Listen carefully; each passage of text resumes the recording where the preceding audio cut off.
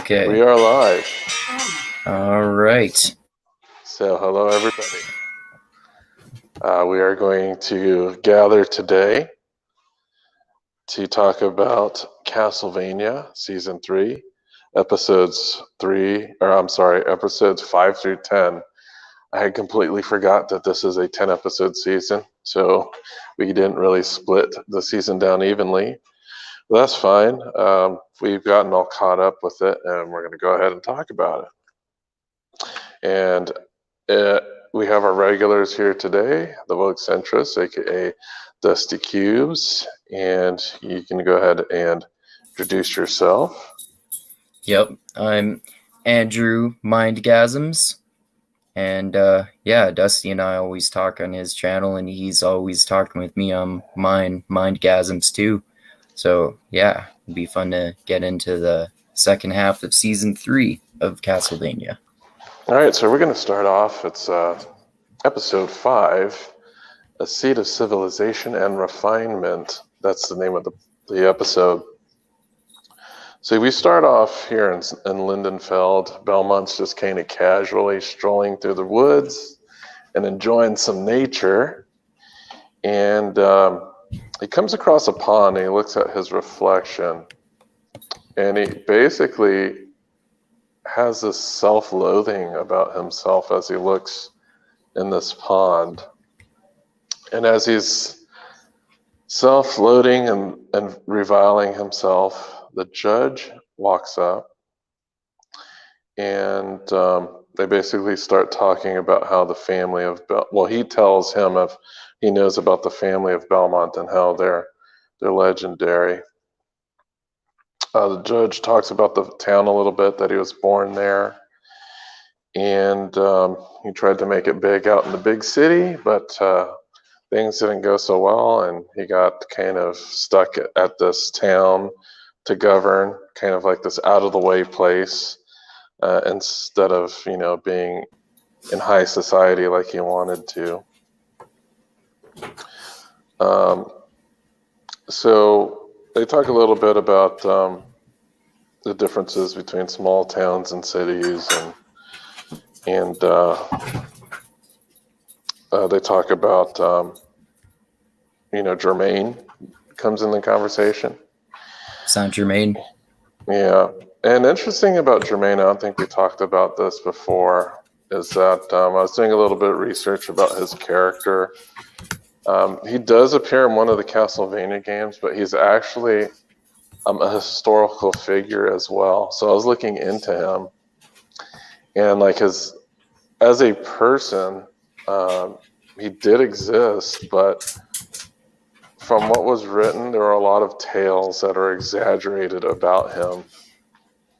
So he's kind of like this mysterious historical figure who had lots of people told stories, like exaggerated stories about him.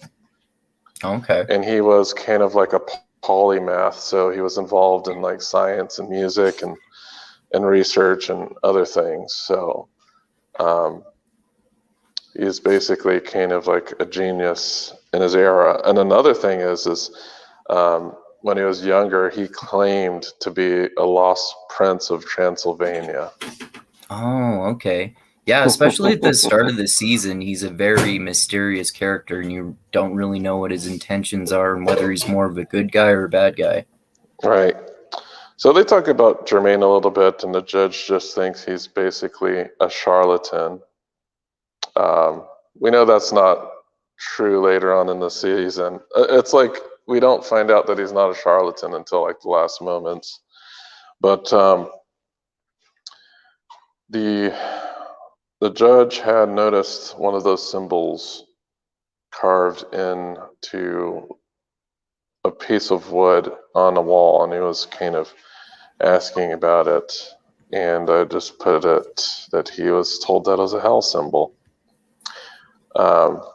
So next scene, we got the priory, and Germain has basically just been reading books this whole time and looking through some of the contents of the books. And he had some monks watching over him, and seemed to scatter off because there was some type of urgent business that they had to take care of. So now that he wasn't under watch, he pulls out the glowing stone and he tries to enter the lower areas, the cellar area of the priory, but he is immediately runs into Sala, who is the head monk at this priory. Who also seems very mysterious, especially at this point in the season. Yeah, I was trying to see if Sala was based off of historical character, but I really didn't find anything. Some people try to tie him to another character in the Castlevania series named Shaft. And Shaft is kind of like this dark priest whose task is to try to resurrect Dracula, which really does fit kind of Sala's MO for the most part.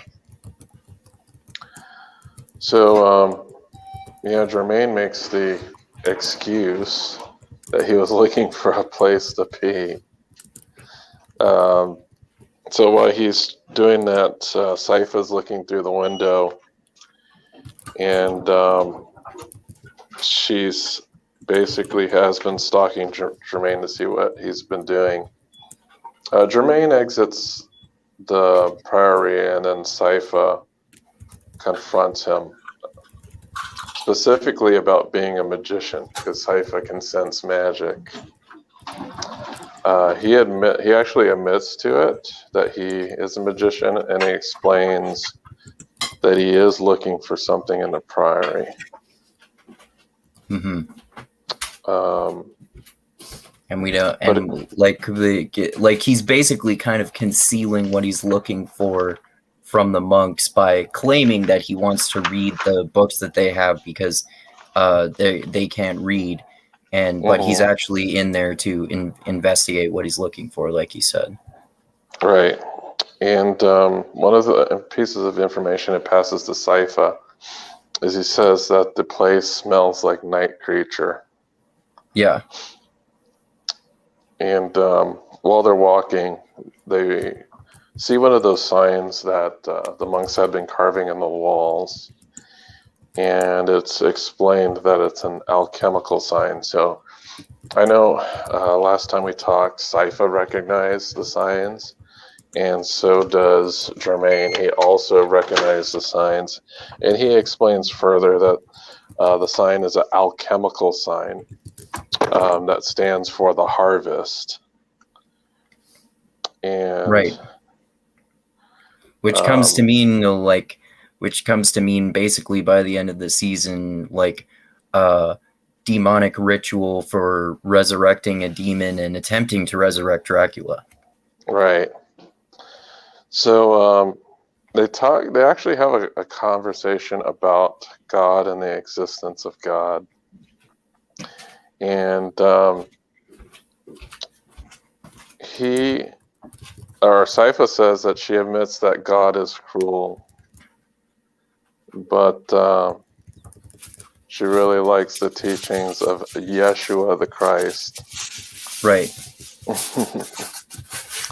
So she understands like the dichotomy between,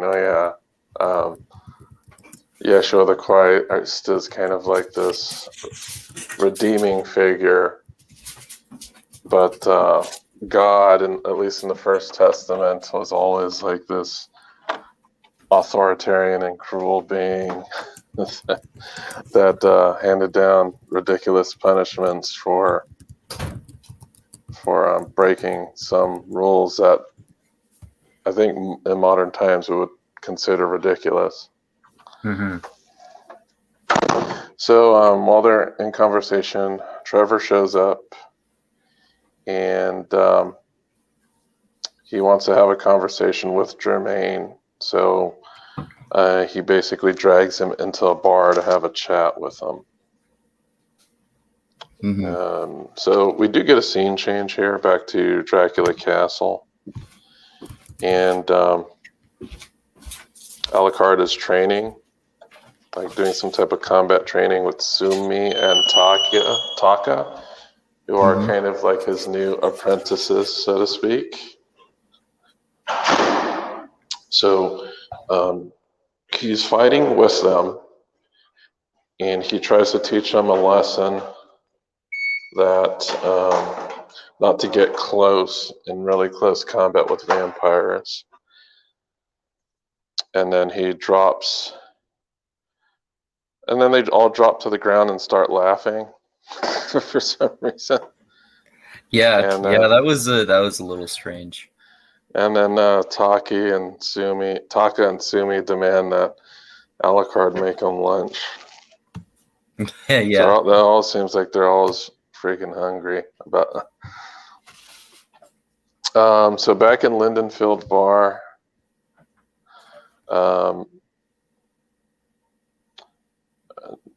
Germain lets them know that he trusts both Sypha and Belmont. He trusts Sypha based off of her being a speaker, and he trusts Belmont because he knows that the Belmont name is an honorable name, despite it being slung through the mud. And he asks him, "Oh, do you know about the infinite corridor?" Like he was trying to talk to them, like he was introducing some new mystical thing. And both of them are like, "Yeah, we know about that." Like very nonchalant and, not very amused. Like they both already knew about this. So like, oh, okay. So Germain explains that what the infinite corridor does and where one is located. So he believes that there is an infinite corridor located under the priory somewhere. During the conversation, he exclaims about the quality of his beer. Quote, he says, "Ugh, Christ alive, do you people shit on the grapes?" I guess he had some type of wine or something. Usually, it's funny because usually Trevor and Alucard are usually the most snarky people here in this series, but it seems like Germain is taking the cake this season. Yeah, for sure. And I think it's because Trevor and Alucard are not in proximity to each other. Yeah, that's what I was just thinking too. When they're not around each other, they don't rip on each other as much. Yeah, so we have to rely on Germain for the snarky humor. Yeah. So basically he tells Sypha and Trevor that he's going to pursue looking for this thing, and he doesn't want to have any interference in regards to, getting the corridor. So they're like, whatever, do what you want to do. And then Sypha says, she says that, hey, a night creature landing there is no coincidence. Like specifically, why would a night creature land in the same place that the infinite corridor's at? Yeah. And then Trevor asks, well, what if the night creature never left? And then we see Germain, and he's just like, shit. Yeah. So getting to that corridor isn't going to be as easy as he thought it was going to be. Yeah. All right, so we're actually into the next episode, season 3, episode 6. Starts off here in Styria in Hector's cell. So it looks like Hector finally has some clothes now. Great. Yeah. So Lenora shows up, and she wants to go on a walk with Hector. And she remarks, quote, "I could hardly take you for a walk with your bits flapping around in the open air, could I? A bird might think your penis was a twig and fly off with it." Quote, end quote. Yeah, well, the dialogue in this is so great. Yeah, Lenore is actually another snarky It seems like Lenore and Hector do have some snarky conversations with each other as Yeah. well. Yeah, for sure. Well, and part of that is that they know, both of them know that they're trying to manipulate each other. Right. And I think they know they're trying to take advantage of each other. Mm-hmm. So it's almost as if it's okay, I know I'm taking, but I guess that's what diplomacy is, right? And she's a diplomat. You give me something, I give you something. So she's trying to convey that, hey, you do me a favor, I'm going to do you a favor. Even though there is some definite manipulation here at the end of the season. we'll talk about that. Yeah. So I don't even know why I put this in quote, but when she basically has him wear a leash with a collar, and she basically says walkies, like a completely anachronistic phrase here, but most of all the snark in this show is anachronistic, especially when it comes to Jermaine, because it seems like he has some intimate knowledge of the future. Yeah, that's a good point. So they go outside. It's a super cold night. Hector's shivering, and they kind of talk about how the heating system works in the castle. So it's very much like Dracula's castle. And Hector's like, "Oh, this is magic," and Lenore's like, "No, this is science. This is stuff that's been around for thousands of years. But since you humans have such short lives, you guys don't remember anything." Yeah, that's an interesting theme that starts in season 1 that goes throughout it that I think is really interesting. Like, yeah, like there's one line that Alucard says in one of the last few episodes, that he says that science and magic are two sides of the same coin, which is why he is okay with using enchanted weapons, but his father Dracula wasn't. Right. So at that point, she reassures him that while his treatment may be poor, he still has his life. So she's trying to basically give him the glass half full speech.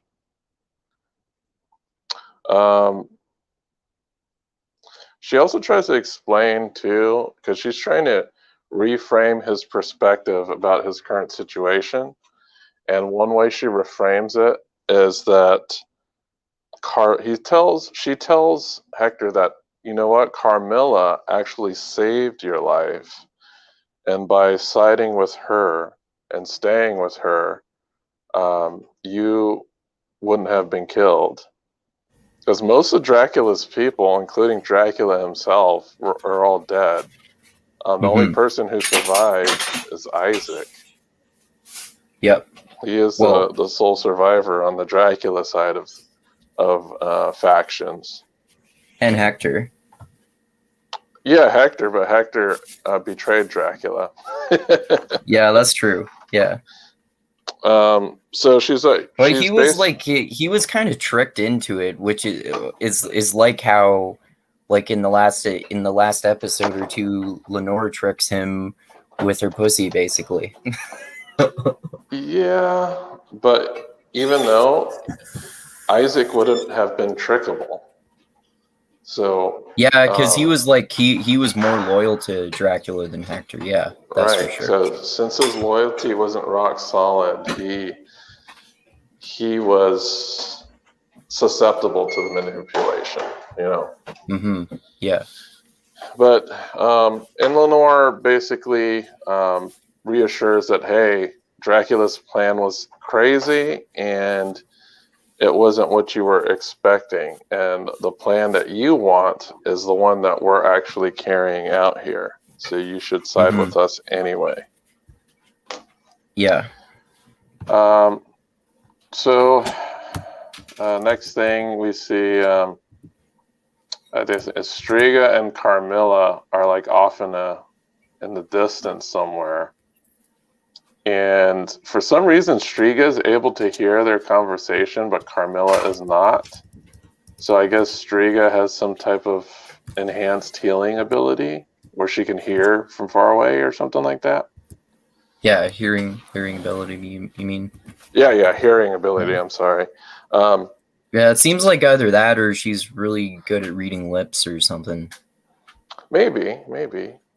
But they have a conversation about how Carmilla's treatment of Hector was pretty much a huge mistake. Because they almost killed him. They had him walking all that way. And I think one of the things that Striga wonders about as far as Carmilla's plan, because Carmilla's plan is to have Hector raise an army for them. Mm-hmm. But Striga comments that, where are we going to get all the dead bodies to get this army? So that question doesn't get answered in that conversation. Yeah. So Lenore leads him back to a much more luxurious cell. So now he has like an actual bed, a desk with a book. And then she basically tells him, she basically kind of asks him on a date. Yeah. I guess, because she's like, oh, will you let me see you tomorrow? And he's like, oh, yeah, sure. Mm-hmm. Almost like if it was a date or something. Yeah, it does seem that way. So, going back to Linden Field, which is the town where Trev and Sypha are at, they're discussing basically how Jermaine dropped his guard with them. And he was basically spilling his guts about what he was doing there. Trevor was a bit skeptical because he knows that Jermaine is a con man. Mm-hmm. Yeah, but, that's one of the reasons, like you said, why we don't really know what his true intentions are until basically like the last few episodes. Yes, and then Sypha counters with, well, he's pretty much sad and alone, and if he talked to anybody about the stuff that he knows, they would just think he was crazy. Yeah. So it's like they're the only ones that could really understand this whole infinite corridor business. They already know kind of, they're deeply entrenched in arcane knowledge, so it's not something foreign to them. Yeah. So ultimately, Sypha thinks that they should help with Jermaine, and they both agree. So we see that Jermaine is having some type of nightmare when they cut away, and we see some interesting scenes from inside this nightmare because he seems to be dreaming about the infinite corridor. In one of the portals, he sees like a giant mech in the middle of the desert. And another one, there's like a spaceship flying around. Yeah, it's weird. Yeah, it looks like kind of like the spaceship from Alien Covenant. Yeah, it does a little bit. Kind of has like that circular shape with like the gap like in the middle of it. Yeah, like a kind of like oval shape with that gap, yeah. And then like it shows that ship flying away and the moon is like all blown up looking. Mm-hmm. And I wrote down, you see Uluru. Do you know what Uluru is? No. Okay, it's like that famous like flat mountain in Australia. Okay. And you see that mountain, and then there's like an aborigine there, and he's just like swinging the sling around. Do you remember that part? It's like, okay. No, I don't remember that part. It's a bunch of strange things that happen. And then lastly, he sees kind of like this clockwork library type of place. and then there's like a shadowy woman that we see kind of her silhouette. You don't really get to see her face or anything, but definitely it looks like it's a woman of some sort. Mm-hmm. And then I think in the dream, the shadowy woman tossed that stone, like the magical stone, to him. And I made a note that it might be a flashback to possibly what happened to him in the past. Like one of the reasons why he is searching for the corridor. Yeah. But yeah, anyway, he wakes up, he's in a cold sweat. And then we get to see some magic here. He does a snap, and then a light forms above his fingers. Yeah. Oh, by the way, did you notice that the voice of Saint Germain is Bill Nighy? Do you know who that British actor is? He's in the Underworld movies. He's the old guy who's kind of like the mentor of Celine in the first Underworld movie. And I'll tell you this, I don't remember the Underworld movies. Oh, okay. I don't even remember the characters. He's he's got like a distinct sounding voice to me, so I recognized his voice. So you know who he was right away. Yeah. Yeah, it seems that they pull some pretty good talent for these voice actors for the show. Yeah, for sure. Because I know the captain is Lance Reddick. Do you know who that is? You don't know who that is, right? No. Yeah, he's on The Wire, but Oh, right. Okay. So, one thing that Jermaine does remark is that he said, I guess Jermaine doesn't sleep much or something, but he says he doesn't want to sleep until he can find her. And I believe he's talking about the shadowy woman he saw in his nightmare. So he says he doesn't want to sleep until he can find her in the good dream. So if I'm not mistaken, the good dream is the name of this episode. Oh yeah, I think so. So we cut to Isaac in the desert or wherever he is. It's kind of all over the place. But he starts talking to a well-spoken night creature. I thought this was a pretty interesting scene. Yeah. So the night creature, he remembers being a philosopher from Athens. I wonder if they're trying to like vaguely reference like a famous philosopher from Athens. Yeah, I don't know. I mean, there are lots of famous philosophers from Athens. I'm not sure if they're trying to get at anything specific there. It's hard to say. Yeah, but I know in this he says that because it wasn't like one of the early philosophers, Christianity was around by this time, because he mentions that philosophers were condemned by Christians and he was tortured in a church. Right. Yeah. Yeah, I'm sure that happened to a lot of philosophers. It's hard to... I can't think of any who I know of who that happened to, but I'm sure that happened to a lot of them. So he says that he was brought before a judge and he lied and betrayed others. I'm assuming he's probably a part of some type of group of thinkers. Mm-hmm. So when they had killed him, and then when they killed him, he went to hell. Right. And one of the things he said that he learned in hell was that he learned to like sin. Right. And he thanks Isaac for giving him a second chance. Yeah. He gives him another life, and since he likes sinning and he's a demon and he's in Isaac's demon army, he can go around sinning and loving life now. Yeah, because he was told as a philosopher that he was sinning.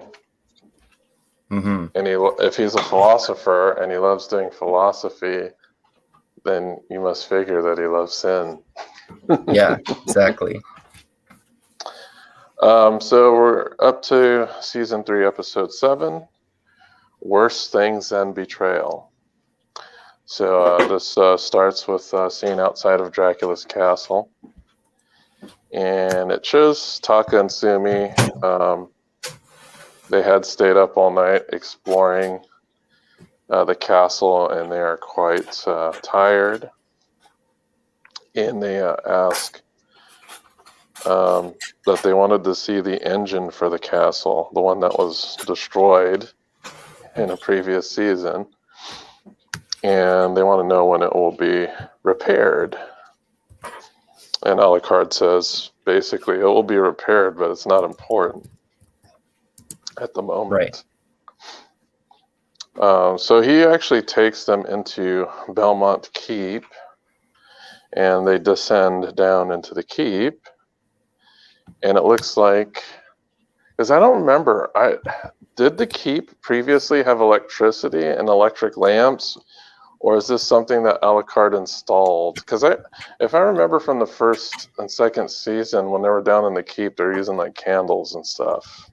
Oh, that's a good point. I didn't notice that. That could be the case. I guess I maybe just assumed that they were there before. So yeah, like I said, I didn't notice it. So yeah, I that could don't be the think they case were though. before, because if you remember the very first season, when Trevor went into the lair of the sleeping soldier, or whatever you would like to call it, he remarked that they had electric lighting as it being an anomaly or something he would only see inside of Dracula's castle. Okay. So I believe that, I guess Alucard may have installed an electric lighting system into the keep. Yeah, that could very well be the case. Because it sounds like that knowledge itself was something that was passed down through Dracula. Right. Let's see. So it's lit with these electric lamps, and they're going and looking for vampire killing research. So he lets them know that if you're looking at how to kill vampires, there's no better place to look than Belmont's archive. Yeah, for sure. That was one of their exclusive talents. Yeah. So Alucard notes that he would like to pass the knowledge on to a new generation of monster hunters. So it seems like he's grooming these two to become the new monster hunters, to travel the world and try to slay, the monsters that he's not able to because he's all sad and alone. Yeah, exactly. So we get back to Linden Field.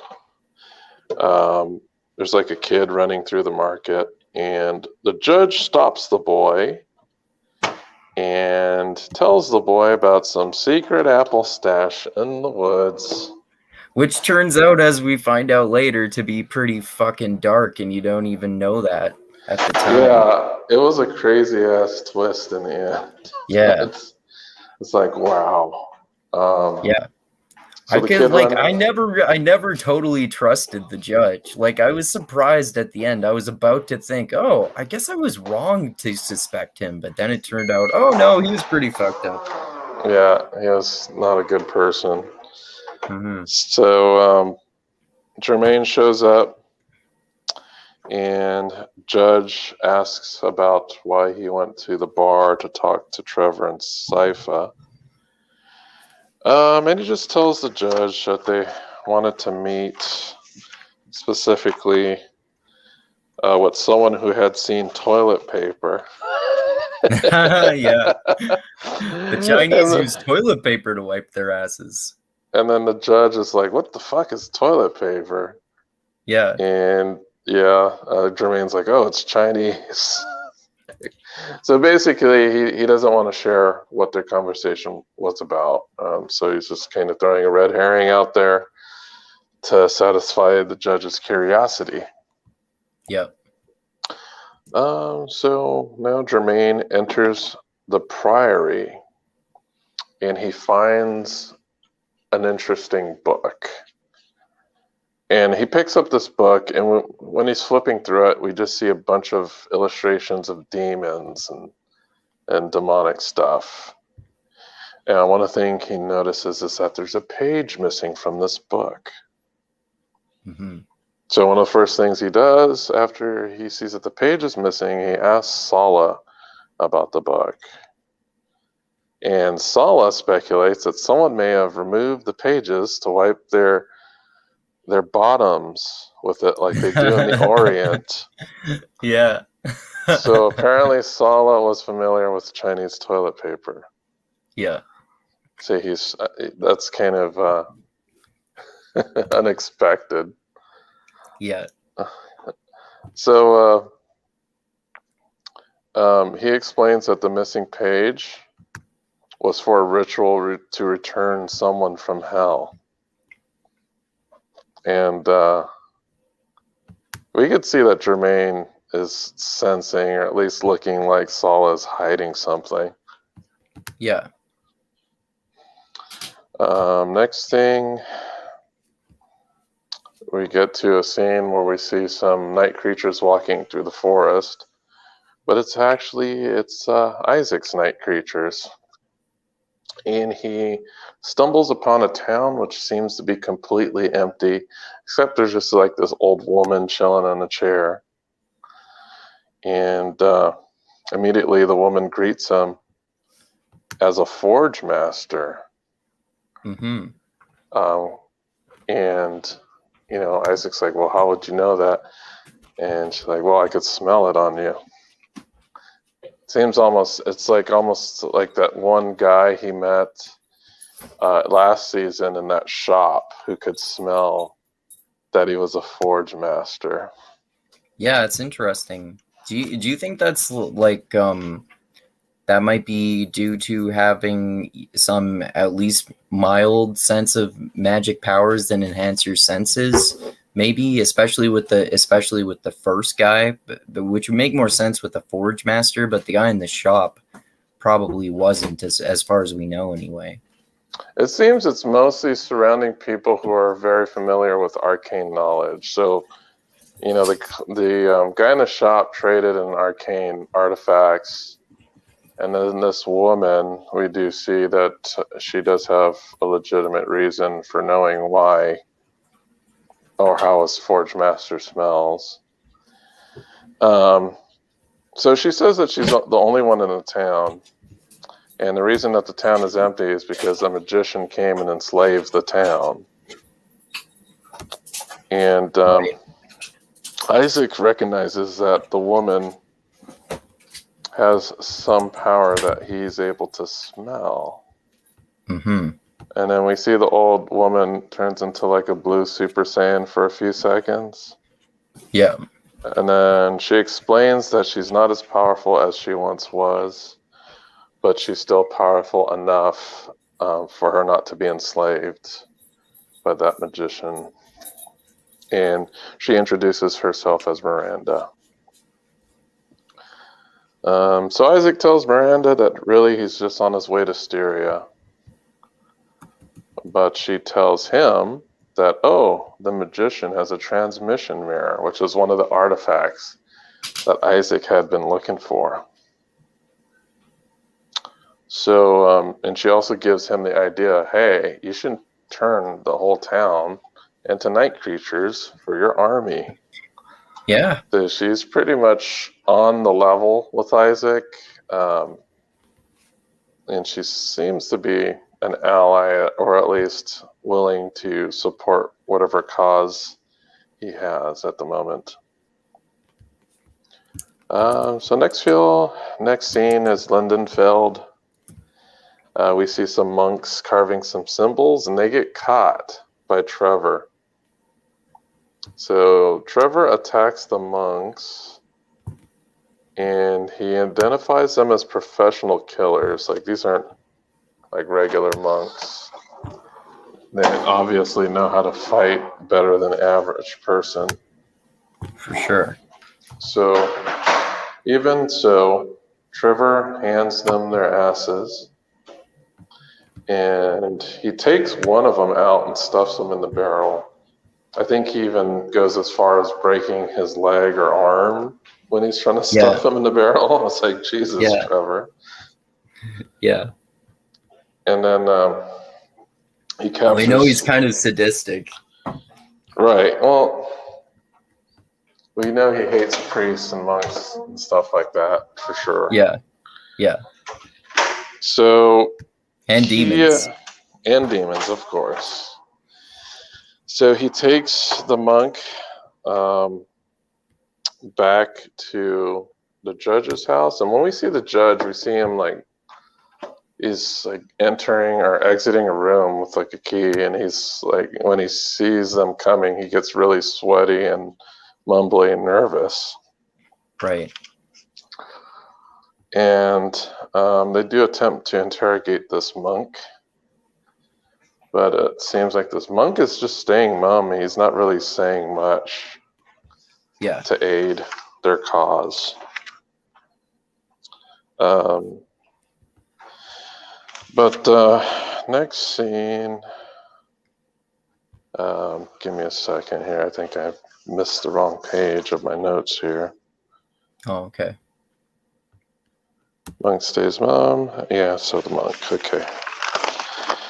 Next thing that happens, Germain, we see Germain entering the cellar of the actual priory at this point.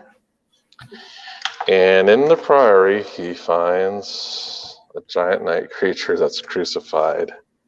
Yeah. So they were right. There is a giant night creature there where the corridor is. Yep. All right, so we actually are getting into the next episode here.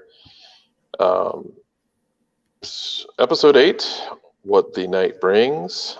First scene is in Styria, and we see Striga in the war room, and she's drawing up some plans. And she explains like the timeline for these plans is really tight.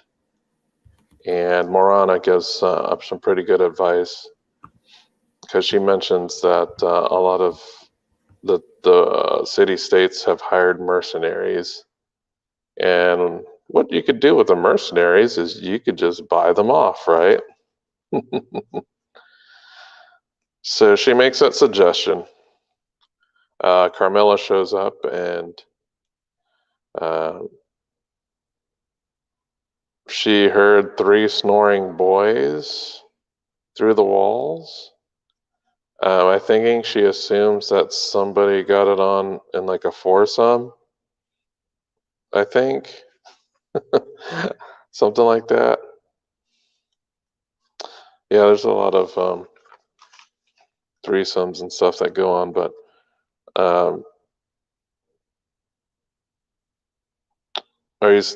did you get cut off there?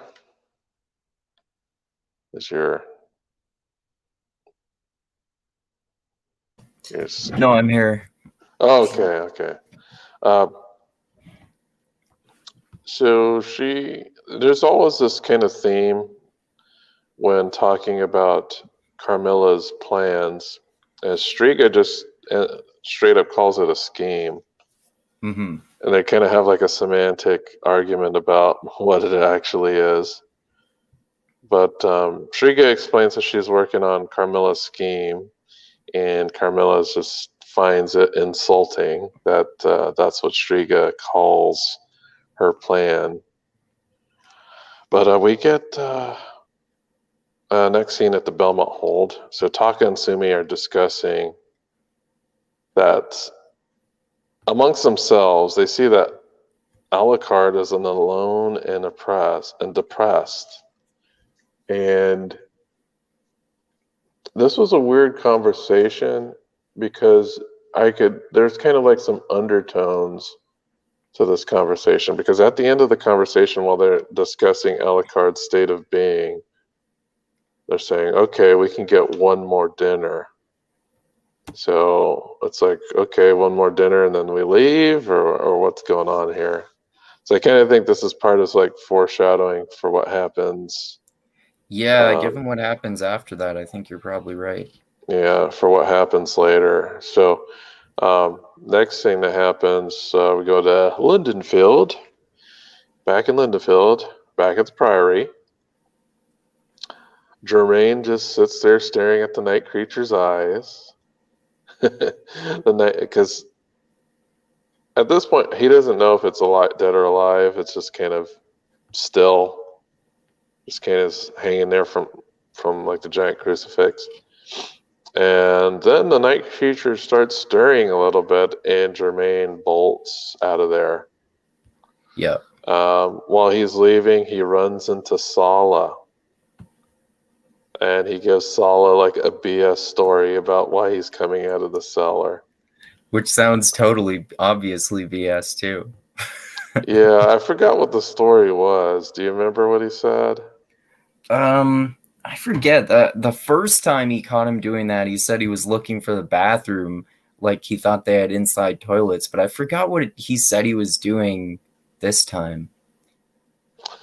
Yeah, I think one of the things he does say is that he, instead of explaining himself why he was there, he shifted the conversation over to the contents of the book. So he started telling Sala, "Oh, according to this and what I've found, Oh, and yeah, I think you're right. Yeah. yeah, and what I've been reading is that the previous, he says that the previous Priory occupants tried to contact Hell. So Oh, like, right. Yeah, yeah. He's saying it's hard to tell whether he's like subtly letting them know that he knows what they're doing by saying that it seems like the previous people were doing this. This is a big worry. But then they kind of believe him. yeah, because it seems like anytime Germain talks to Sala, Hell, any discussion of Hell or Dracula kind of piques his interest.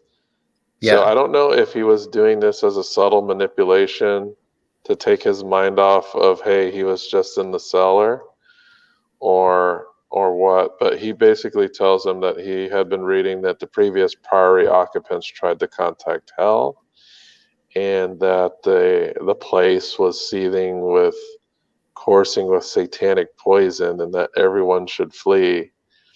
Yeah. So they let him run away, because I think Sala's like, whatever, sure, guy, even though he knows that that's exactly what he's trying to do.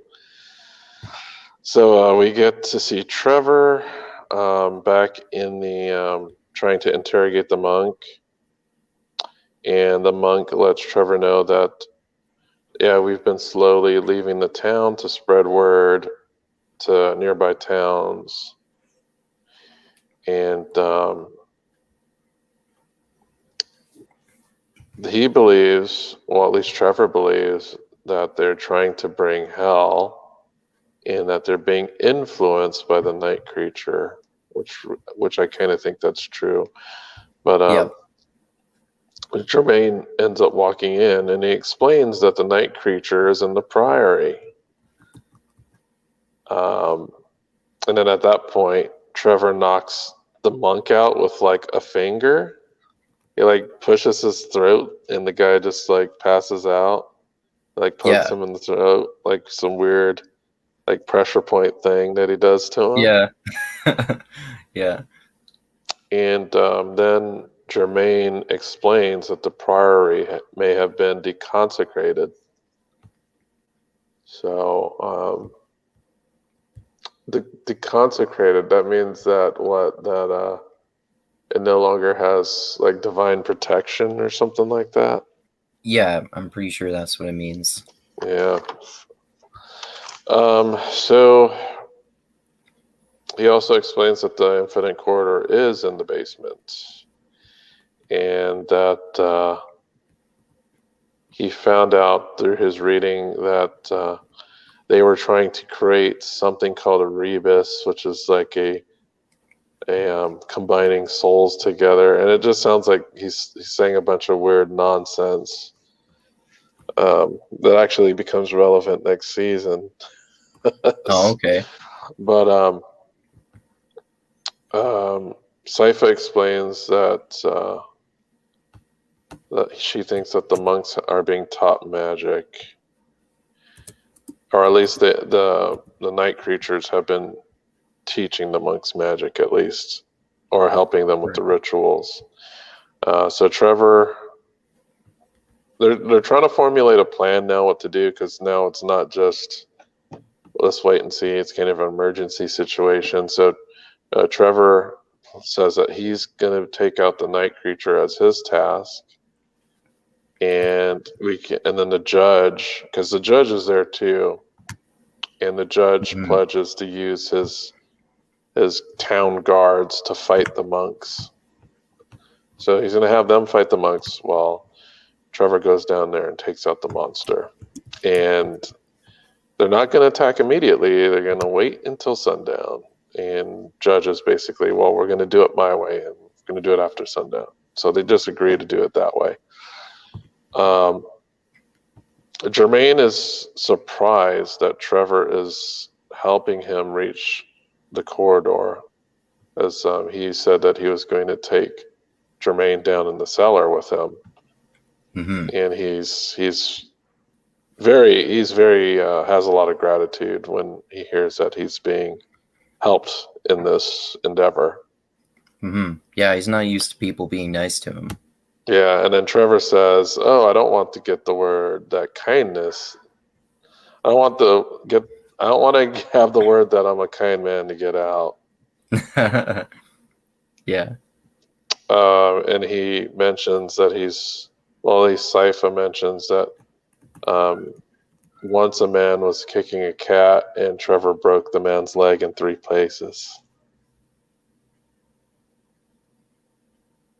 You hear a suspicious sound? Yeah, I didn't know what that was. Yeah, so Trevor kicked, because I guess Trevor likes cats. So a man kicked a cat and he broke the man's leg in 3 places. Yeah. because the man kicked the cat. Yeah. So next scene is at the priory. Sala and the monks are in the basement talking to the night creature. And we see his intentions out in their full glory. He definitely wants to bring Dracula back. Yeah, that's a good cliffhanger ending in the second last episode. And we also find out that the night creature was created by Isaac. Yeah.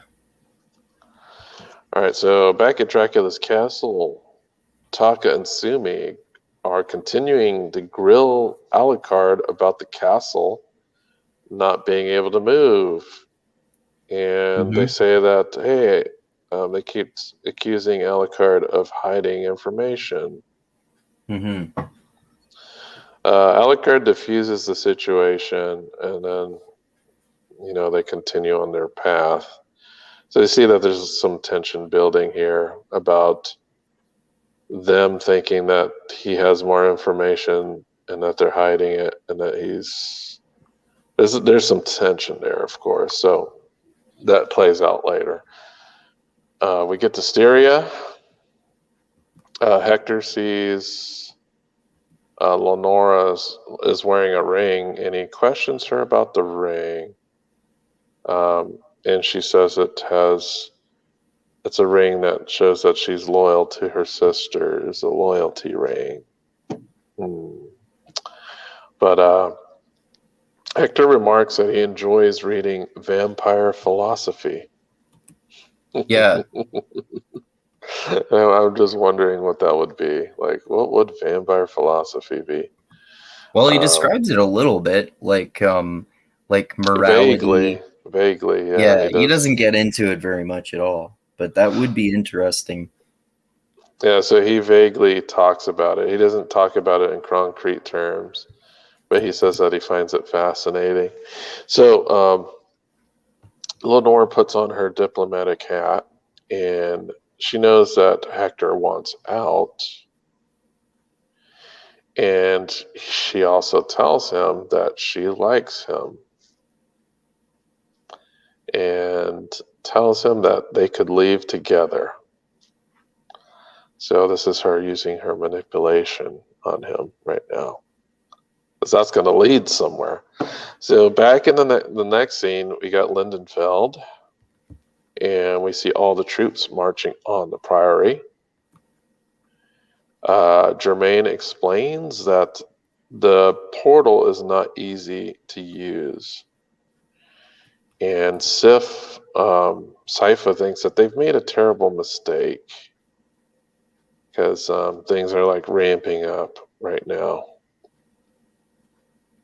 One of the things that happens is the judge orders Sala. So they're out at the front of the priory, and the judge is yelling at Sala to get him and his followers out of the deconsecrated priory. But Sala and crew, they're in the basement performing some type of blood ritual, because we see that there's blood on the ground, and I think it's like one of those symbols. I think it's the symbol on their armband that they put on the ground in blood. Yeah, the alchemical symbol for hell, right? Right. And Sala says, "It is time." Mm-hmm. So we're going into season 3, episode 9. These last 2 episodes are pretty damn hectic. Yeah, for fucking sure, man. So, Linden Field, an explosion rocks the town. Houses with all the carved symbols burst into flames. And the flames are channeled into the priory. And Sypha remarks, "It's a harvest." Immediately, Trevor leads the charge on the priory because it's all hell's breaking loose right now. There's going to be a lot of scene switching here, so it's going to seem a little chaotic. So we just get a quick switch to Styria, and guess what? Hector and Lenora are getting it on. Yeah, this is where it gets into like switching back and forth between 4 intense things happening simultaneously, which is really awesome. Right. So we switch over to Isaac. Isaac has arrived outside of the magician's city. He rides into the city, and we see a bunch of these people with like these green, looks like Jesus crowns on their heads. Yeah. And these are the slaves. So Isaac starts his assault on the city. We switch over to Dracula's castle. We see that Alucard is in his bed having trouble sleeping. And Taka and Sumi open the doors and they join him in bed. They disrobe and some threesome action commences. So we got 2 dudes, 1 chick. Yeah. And next we go back to Linden Field. There's going to be a lot of switching here going on. So in Linden Field, the battle's raging on. Germain just kind of freezes up during the battle, panics. Sypha, she helps him by erecting an ice barrier around him to protect him. I was wondering about that, like when he's trying to close the infinite corridor, wouldn't he like given what we know about how powerful his magic is, wouldn't he that seems like it would have been unlikely to happen, maybe, or it seems like maybe his type of magic is not combat magic like hers, like it's a totally different type of magic that he uses. What does it seem like to you? I think Sypha's magic is more elemental, so it seems like she has great commands over the elements like fire, ice, lightning, stuff like that. But I would say that Germain's magic is definitely different, because we do know at one point he uses his magic to take control of a night creature's mind, or at least look into the mind of a night creature. So it's quite different. His magic is different. He doesn't have the combat magic, it looks like, at all. Yeah, I was wondering about that. Because otherwise, Sypha wouldn't have had to erect that shield made out of ice that kind of followed him around, like just the little parts levitating in the air and going around with him wherever he goes. Right. So yeah, I think that he's just not a combat mage. Maybe he's more like an enchantment mage, or seems very different. And I don't think his magic is super strong either, not like Sypha's. It seems like it can be really, really strong for some things, though. Like he's powerful enough to, he ends up being powerful enough to close the infinite corridor, and he ends up wreaking havoc on that demon right before he uses his magic to gets Trevor to use his magic to help kill the demon right before he closes the infinite corridor. Right. So we do see his magic it just works differently. He's not going to shoot fireballs or anything like that. But his magic seems to be more, it's powerful in its own way, but it's very subtle. Yeah, for sure. So we go back to Styria, and it's Hector and Lenora still getting it on. And then we go back to the Priory. So in the Priory, those streams of fire that we saw that came out of the houses from the village are now being harvested by the night creature. The visitor is what the name of the night creature is. And we see these streams of fire enter the night creature's body. And then the infinite portal that's down there, it opens up and demons, like these flying demons, start coming through. We switch over to the Mad Magician's town. Isaac is continuing to make more night creatures from the enslaved people. And the night creatures are actually starting to run into some trouble, because there are some soldier types of slaves, and they're actually starting to get killed by these soldiers. And Isaac seems to not have much luck with the soldiers either. So he instead of staying there and fighting the soldiers, he charges towards the tower where the green light is originating from. Right. And next we do another switch back to the castle. Everyone is naked, and we're talking about the threesome. We get to see some anime titties. I think that's the first for the series, because I don't remember any anime breasts prior to the scene in the I think threesome. You're right. Yeah, I think you're right. Yep. So anime titties are always perfect, of course. Well, these ones are like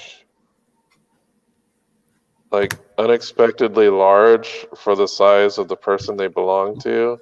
That's what I thought. It's like they didn't have plastic surgery back then, so yeah, it was like, wow, those are like ridiculous for her size. Yep.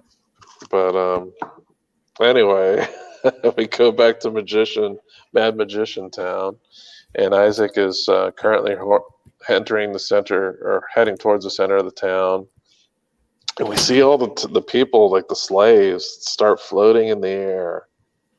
Mm-hmm. And that part's so fucking strange and cool.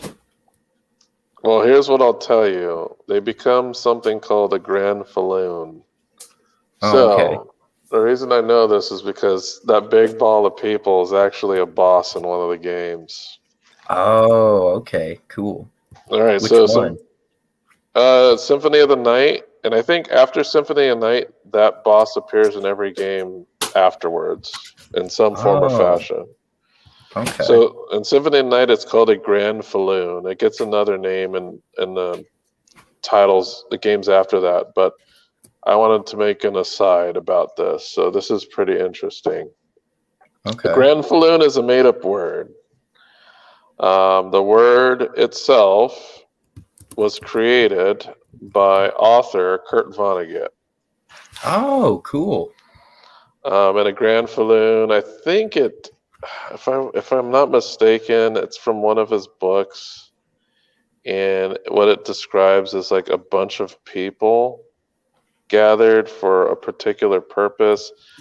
It was really interesting. I should have wrote that in my notes, but let me just look it up real quick Okay. because I know it's one of the things I do know is that the one of the directors of the Castlevania game of Symphony of the Night, the one which stars Alucard as the main character, Mhm. he was a huge fan of Vonnegut. Oh, cool. All right, so there's actually a Wikipedia article for Grand Falloon. So I'll go ahead and read the basic definition here. So it says a Grand Falloon in the fictional religion of Bokononism, created by Kurt Vonnegut in his 1963 novel Cat's Cradle, is defined as a false charis. That is, it is a group of people who affect a shared identity or purpose, but whose mutual association is meaningless. Okay. All right, so only in Symphony of the Night do they call this grand form of bodies a Grand Falloon. I'll also say Okay. in the game, the bodies are not clothed, so it's a bunch of naked people on the ball. I would say if you Okay. ever get the chance, look up what it looks like online, because you got to fight that, and again, it's such a weird boss. I bet, man. Do you fight So it do you fight it which character do you fight it as? Do you fight it as Alucard, Isaac you fight it as Alucard. Oh, okay. yeah, because it's in Symphony of the Night is where it makes its first appearance. Okay. So Yeah, how do you fight a giant ball of floating naked people? well, the ball isn't as big as the version you see in the show. Okay. If I were to describe the ball size, it's probably the size of maybe a house. Okay. But Oh, yeah, that's in much the smaller. show, it's much bigger than that. And in the show, in the game, it's not being controlled by a mad magician. There's some creature at its center that controls it, and it has tentacles, and it's, I don't know, very eldritch-esque in its appearance. Okay. But yes, yeah. Sorry to detract. So I forgot to say, in the subsequent games that this boss shows up in, they call it Legion, Oh, okay. which is a demon entity, I believe, if I'm not Okay. mistaken. I think Legion comes from the Bible, if I'm not mistaken. Oh, yeah, that could be the case. That wouldn't surprise me. Yeah, so I have found a Wikipedia article about Legion, and it says Legion is a demon or group of demons, particularly those in 2 or 3 versions of the exorcism of the Gerasene demoniac, an account in the New Testament of an incident in which Jesus performs an exorcism. Oh, yeah, he does do that. Yeah, that's true. So yeah, it's a biblical demon. So in the subsequent versions of when this boss shows up, it is called Legion, not Grand Falloon. That sounds cooler than Grand Falloon. Yeah, Grand Falloon is like Kurt Vonnegut's deal, and then you got Legion, which is like, oh, it's from the Bible. Oh man, it's so scary. These demonic biblical demons in our Yeah, game. exactly. Instead of Well, like they're some like every obscure. horror movie where there's a demon or a ghost or people are trying to resurrect a demon, it's always some sort of biblical demon. Yeah, so this Grand Falloon / Legion thing shoots what I call human cannonballs at Isaac.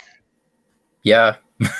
So it's just basically shooting balls, which are wads of humans stuck together, and is using them as projectiles to try to hit Isaac.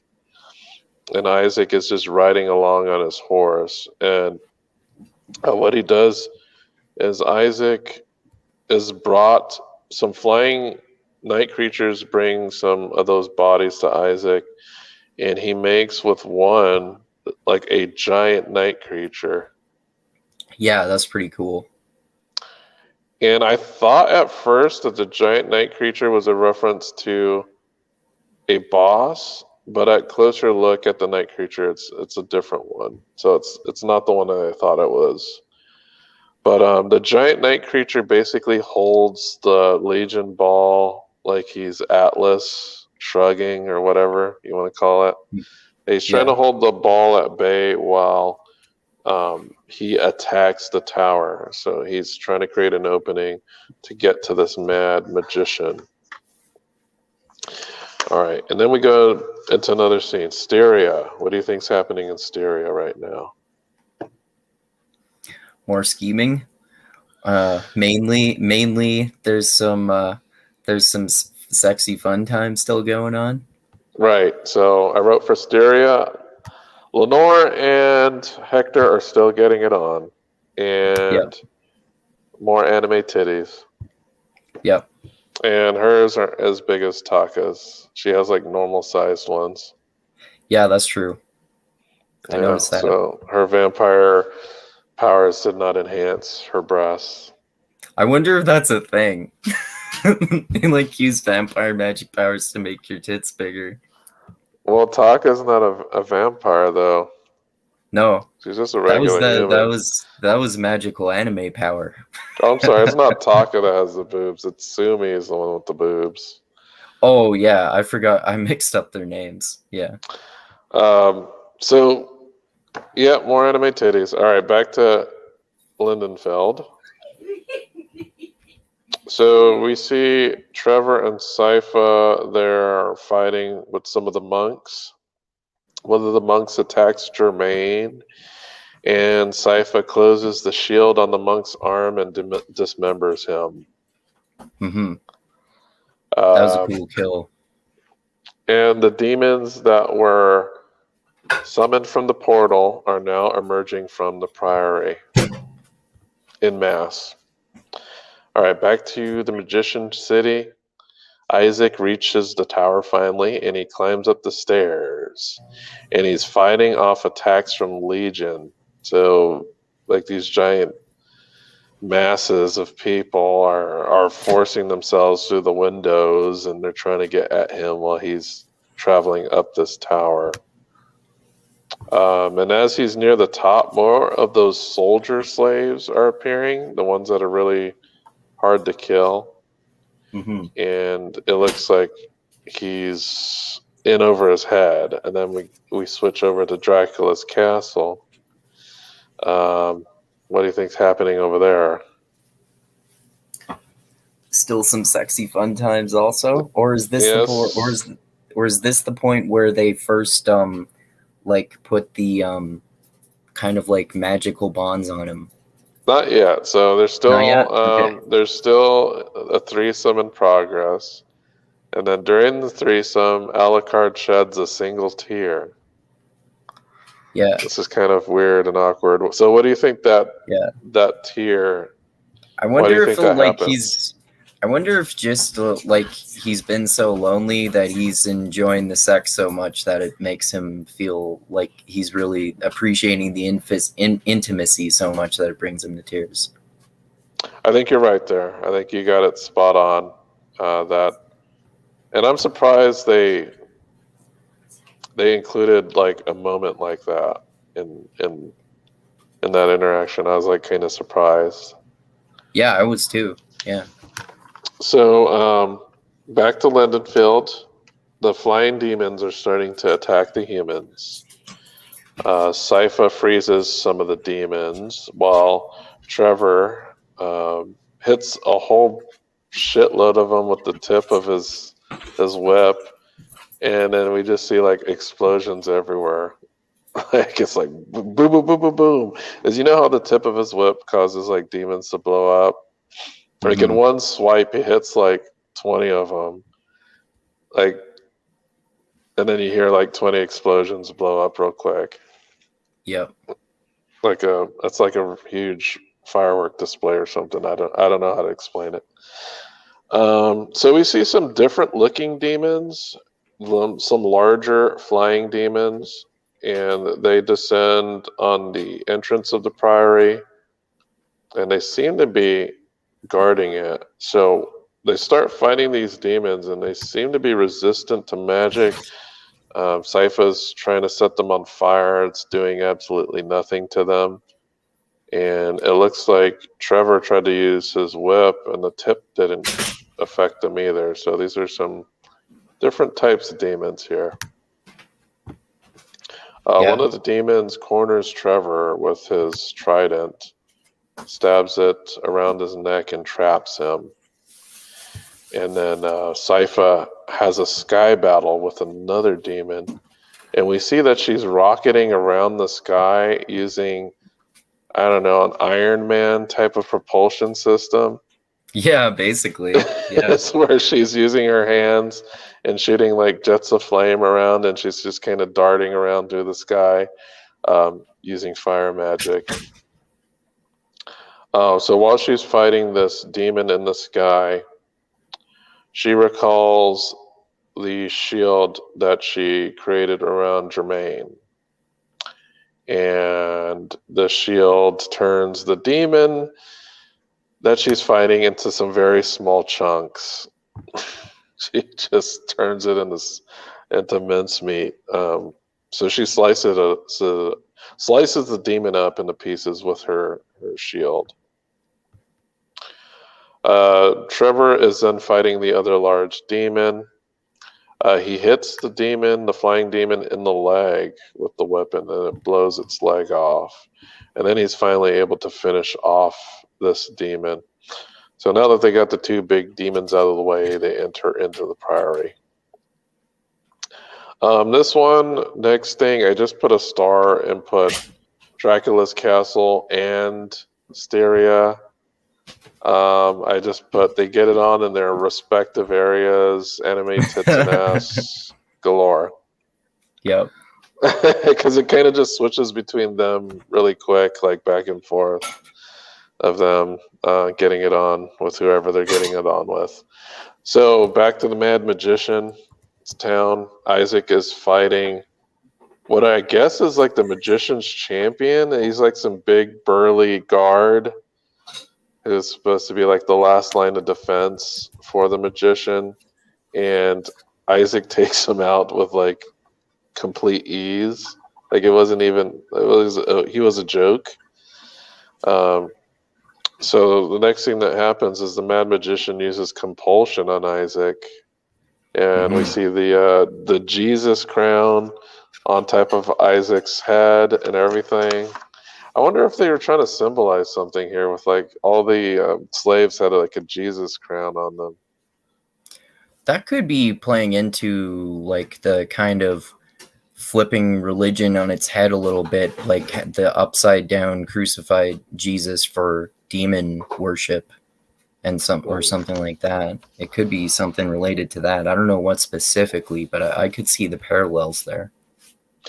Yeah, so Isaac is struggling to stay in control of himself. He whips out the forgemasters dagger and he puts some leverage between his head and the Jesus crown, and he actually breaks the crown. Mm-hmm. He then stabs the magician in the gullet. You think that like he's using his magic to kind of like enhance his willpower and strength to be able to do that? I would assume so, because when he stabbed the magician, he just basically like held him in the air. Like, how do you hold somebody in the air like that? By stabbing him in the stomach. Yeah. But as soon as he like stabs the magician, people start raining from the sky. Yep. So that they start floating back down, which is interesting. Yeah, the Legion dissipates, and then the people are just dropping out of the sky like flies. Next, we get back to Hector and Lenore. They are still getting it on, and Lenore is having Hector say some pledges, it seems like.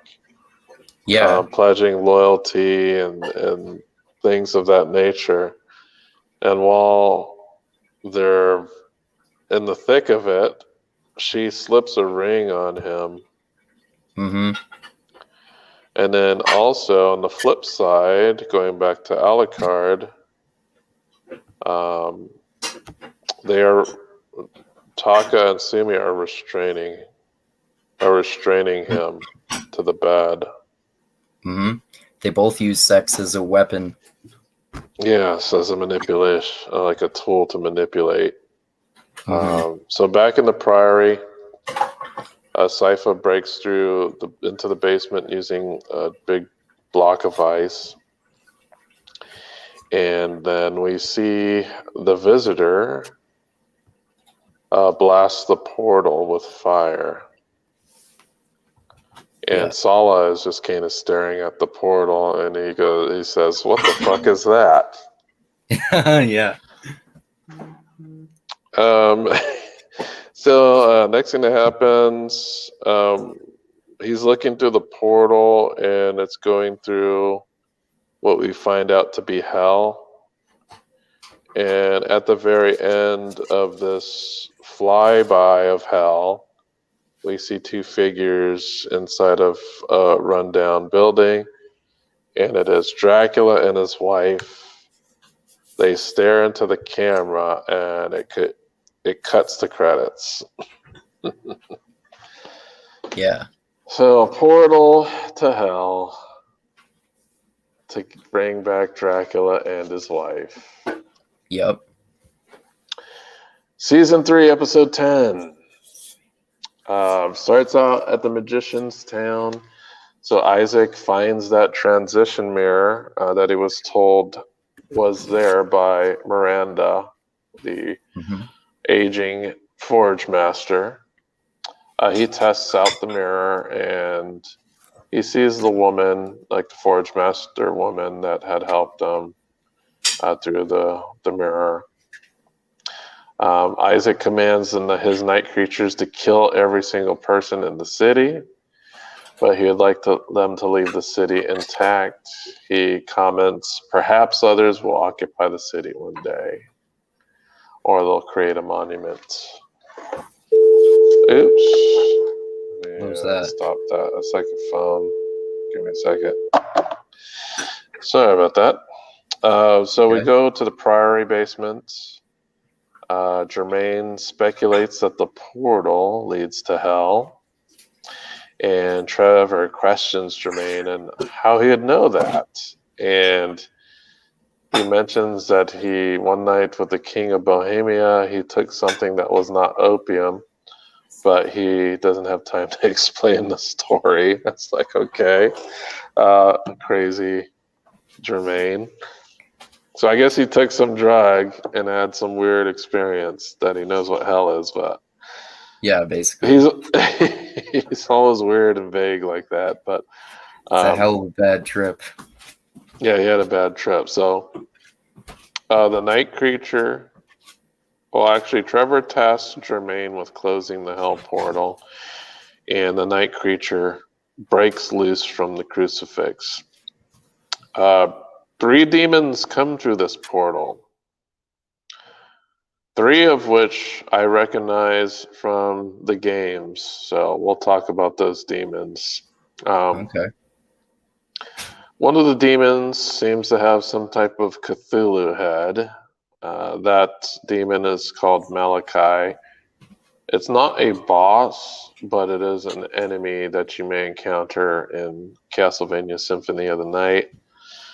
Another one of the demons is simply just called Fire Demon. It's the one that kind of has like this split down its middle, and it's glowing and it shoots fire out of it. The other demon, which actually looks quite different in the show compared to what the games version looks like. The other demon is called a Booer. You can look it up. It's Buer. So it comes from a book that describes like a bunch of demons that was made like a really long time ago.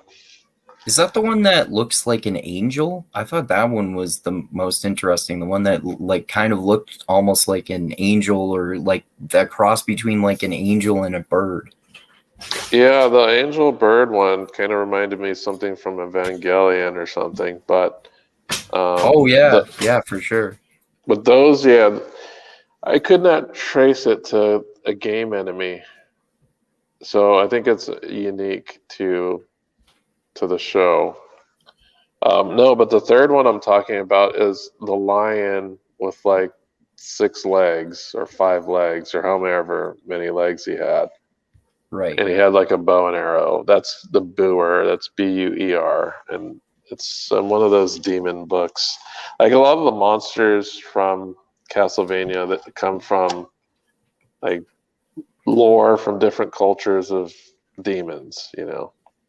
Okay. I believe there is a Wikipedia article on the Booer. Yes, there is.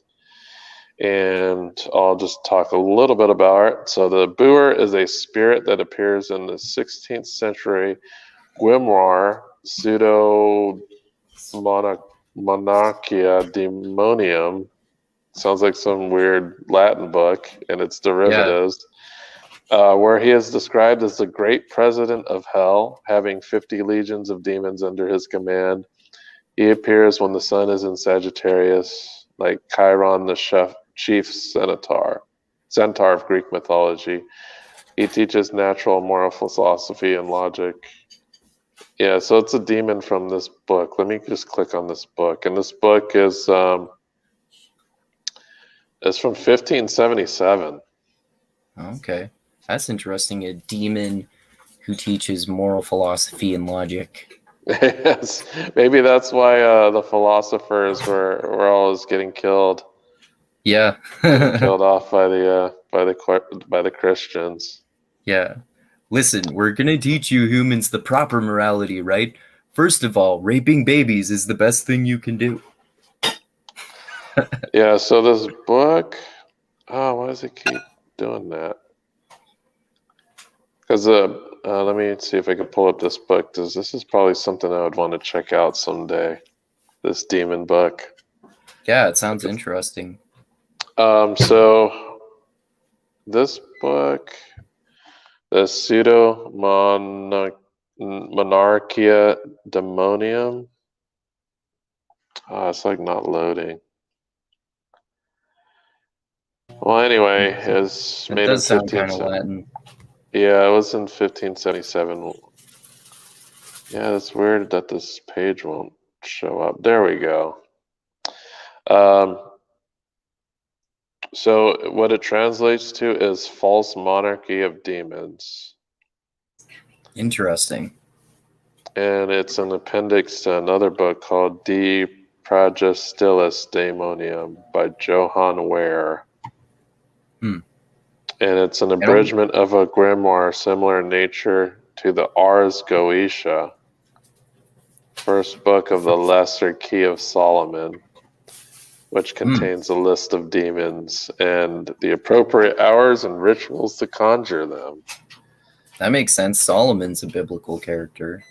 Yeah, this is pretty interesting stuff. I bet this is the stuff that, like, in the 90s, like, people who are watching, like, um, what's that movie, The Craft? Oh Because, yeah. like, the witchcraft and stuff was, like, super popular when that movie Yeah, came out. there's a satanic panic in the 90s, right, which turned out to be basically just a massive exaggeration, and there was like almost nothing that actually happened related to that. Right. But I'd like to perhaps get my hands on this book. Yeah, that would Because be actually, interesting. a lot of the demons in this book appear in many of the Castlevania games. Okay. So I would just do that to do research on, hey, this is where they got all these demons from. Interesting. Yeah, it sounds interesting. All right, so now that I described those three demons that came through the portal, I'll also note in this section there was like an amazing bump in animation quality. Oh yeah, when you actually go through the infinite door, is it the infinite portal? Uh, Or that I noticed that too. I thought the animation was like, what just happened? This looks like shitty video game animation all of a sudden. no, I said that it got better. Oh, Oh, it's I thought it looked worse because it was like a totally different style. well, they did change the style, but didn't look like a mass production style. It looks like they did a more artful and stylistic style. Like, especially when you see the Sypha fight where she's like ice skating. Oh yeah, I didn't mean that. I just meant into the infinite corridor. Yeah, Oh, when those fights are happening, that's pretty good. That's pretty great animation too. Yeah. yeah, like they increased the quality of it during those fights.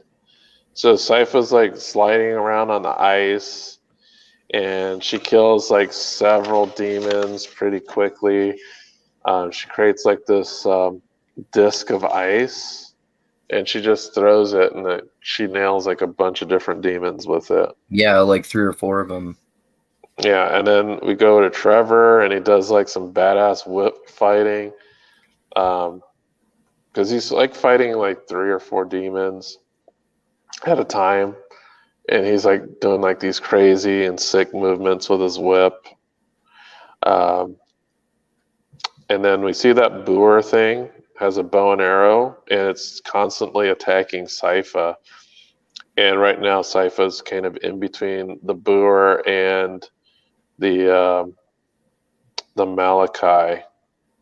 So I forgot to mention the fire demon got killed when Sypha threw that disc and it hit a bunch of the other demons. Yeah. So she's in between the Boer who's shooting arrows at her, and then you see the Malachi powering up, creating like this huge, like dark energy ball. That attack is actually the attack that enemy uses in the video game. So that attack is not like made up for the show. Cool. So they did their research. I would hope So so. yeah, so the demon does his dark energy attack, the Malachi demon. The Malachi demon is the one with the squid head or the Cthulhu head, whatever you want to call it. Okay. Obviously, it was influenced by that type of horror. Yeah. So H.P. Lovecraft. the Lovecraftian horror. So the Hmm. demon, like the energy ball, starts to suck Sypha in, and it looks like it creates like some type of field where she's kind of orbiting around the energy ball. She dismounts from the ball and lands on the demon's shoulders, and she does like a point blank fire blast to the demon's head and just like kills it. Yeah. So Trevor's continuing to fight the visitor. So the visitor is the giant demon that was pinned up and crucified. And we see that he's using like the demon exploding whip, but it's not having too much of an effect. Like, yeah, it's causing like little explosions on the demon, but the explosions and the flesh that gets um, messed up by the whip heals back pretty quickly. Mm-hmm. Trevor is getting frustrated, and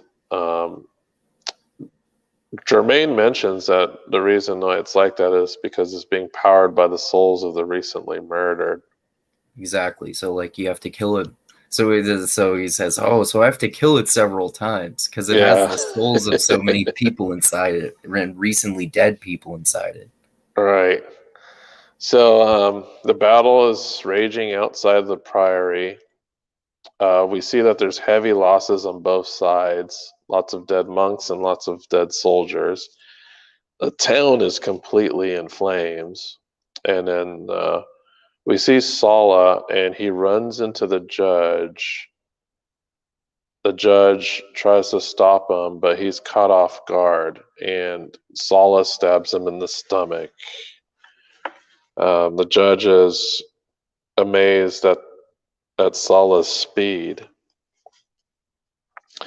In an odd interaction, Sala tells him how to escape. And I was like, what the hell? This is weird. He's telling Sala how to escape and how to get out of there. That's kind of weird. Don't know what that's all about. So the And judge, and he's suspicious too, right? And it turns out that he was right to be suspicious. right? I believe he tells Sala, turns out you were the better judge of all things. And then Sala collapses. I'm sorry, the judge collapses and Sala flees the scene. Going back underground in the priory, the brewer has Siphus pinned down behind a pillar. It seems like the brewer is just able to rapidly fire like these bone arrows. Did you see how the brewer was generating its ammo?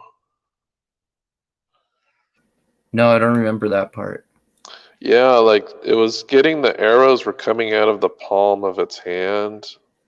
Oh, okay. So it was like generating like these pieces of bone and then shooting them really fast from the bow.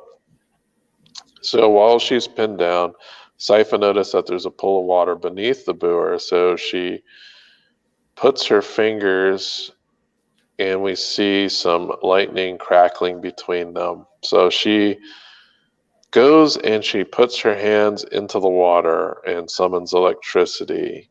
And she uses that water to conduct it through the brewer, which we see get electrocuted. Trevor is still struggling with the visitor, and it's still continuing to regenerate its wounds. So Trevor, in a pretty cool fashion, pulls out a second whip, and he starts going all out on the visitor. While he's doing that, Germain sees that the visitor's purpose was to open a portal to hell for Dracula. So he's putting everything together. So it was the visitor all this time that was influencing the monks, not the other way around. Yeah. Because I know they mentioned earlier in this season that powerful night creatures have the ability to influence the minds of men. So we finally find out that the mastermind for this whole plan was the visitor, not Sala. Yeah. So what Germain does is he uses magic to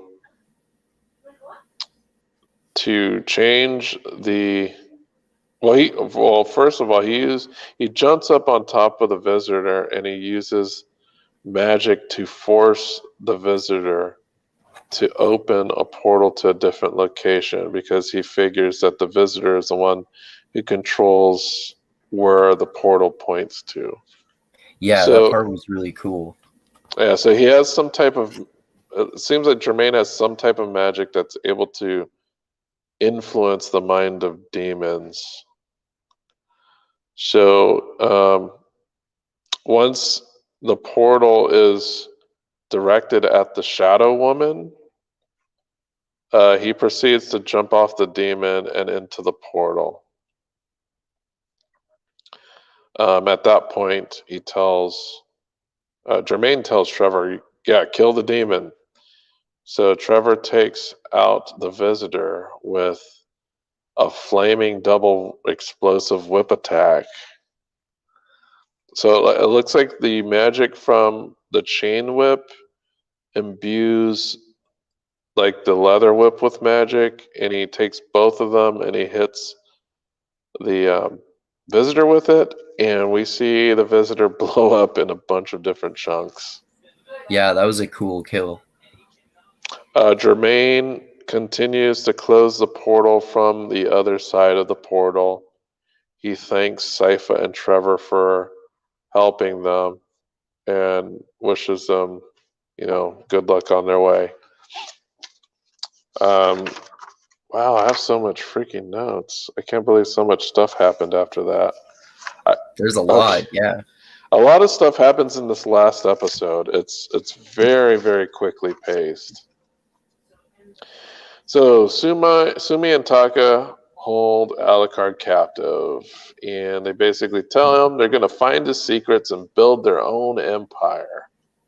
Sorry, I gotta sorry to interrupt you for just a sec. I gotta go help my mom with something for a second, but I'll be right back in like a minute. So, but I No can still problem. hear you with my headphones on. Okay, no problem. So they have a conversation, and Sumi and Taka are very upset with Alucard. They assume he's just like every other person or vampire that they dealt with, and that they're full of lies and deception. They feel that Alucard ultimately was trying to trick them, and that he was hiding everything from them and being dishonest, and he was eventually going to do something that was going to kill them or do some harm to them. So we see a naked Alucard struggling. They had trapped him with some type of wire, which seems to sear his skin in some fashion. It also seems to um, suppress his vampire abilities, because it looks like we see multiple times that he's trying to teleport while he's being contained in this wire. Eventually, it looks like Sumi and Taka have had enough, and they are perched over Alucard, both with raised short swords. It looks like they're bigger than knives. They're definitely not like long swords, but they're definitely swords. So it looks like they're about to stab down on Alucard with these swords. And as they're about to do this, Alucard commands his magic sword, and the sword whips around and slits their throats. Yes, Alucard is saved, and he mentions that my father didn't like or keep any magical weapons, but I did. Dun dun dun. All right. Next, we get into Linden Field. Sypha and Trevor are making out of the collapsing priory, and outside, they find the judge. He's dying. He's bleeding out. And when they ask him about Sala, the judge claims that he had killed Sala. And he gives them directions, basically the same directions he had given Sala. And he says He asks Trevor to give him back his knife because he's going to use it to wait in hell for Sala and kill him. And when everything's said and done, he wants Sypha to burn his house down. And then shortly after that, he dies. And then we find out why he wanted that to happen. Right. So in the next Did scene you mention? Did you mention? I think you might have glossed over like the cool way that Alucard kills. No, I did. I forget what. Oh, you did? Okay. Yeah. I know you mentioned the line. I must have not noticed you describing like the awesome sword kill with his enchanted sword. Oh no, I said as they were about to stab him, he commanded his magic sword, and you see it swipe very quickly, and then you see their throats slit. Right. Okay. And he makes the remark that my father didn't keep any or make any magic weapons, but that doesn't mean that I didn't have any. Exactly. Yeah. So next scene over, we see Sala running through the woods. He finds a huge apple tree. He walks towards the tree and he slips into a spike trap in front of the apple tree. And we assume he dies because we hear like blood and him screaming. Next, we go back to Dracula's castle, and Alucard is crying on the ground, wrapped up in a bloody sheet. Back in Linden Field, Trevor finds the trap. They see that Sala is dead, but under him they see a number of small bones. They don't quite know what that's from. They speculate that it's animal bones. I instantly thought, oh, it's definitely children. It has to be. Yeah, I didn't think that yet. Well, I kind of did because he's like, oh, he told that kid to go get some apples. Yeah, I kind of only thought that because I was suspicious of that guy for the whole season. Oh, I wasn't suspicious of him, at least that much. I think the first time I watched it, I didn't suspect it until they spelled it out all out in this next scene. So the next scene, they show up at his house, and Sypha's like, well, his last wish was to burn it down. But Trevor's like, no, let's take a look inside. So they enter his house, and they find the key, and they open up the secret door, and they find the serial killer den full of children's shoes. Yep.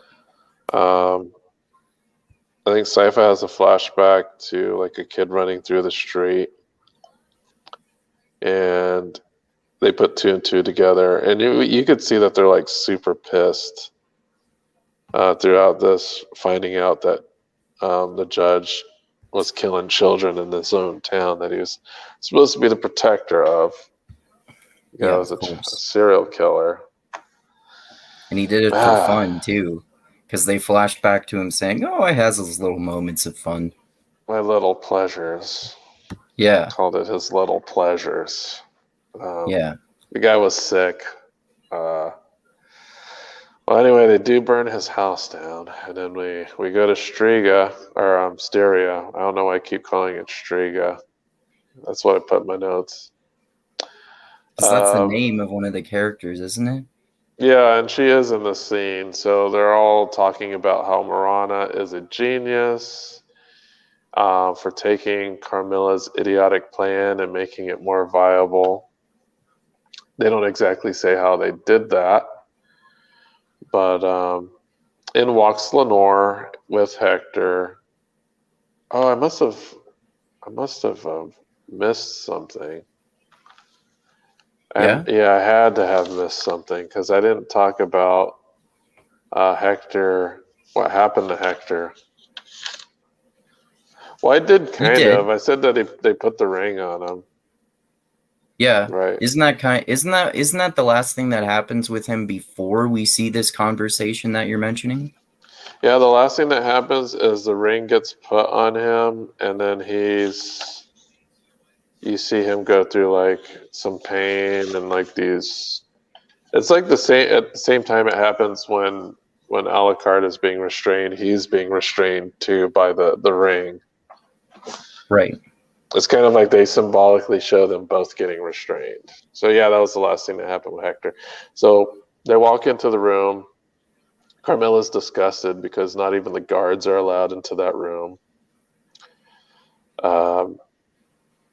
So Lenore explains that she had some rings made by a vampire magician, and they are slave rings. And they asked how that she was able to do that, and she said, "Oh, he was inside me at the time," and they are like completely disgusted. So they say, if Hector fights the ring, the pain will make him think that he shot out his own heart. Yeah. So it must be pretty intense. Lenore makes some demands on the other sisters, and she says that she would like basically to make Hector's life comfortable and to be allowed to wander the castle at his leisure. Carmilla instantly rejects this, but then she acquiesces because she does realize that Lenore did them a major service by compelling Hector to become a slave to Lenore.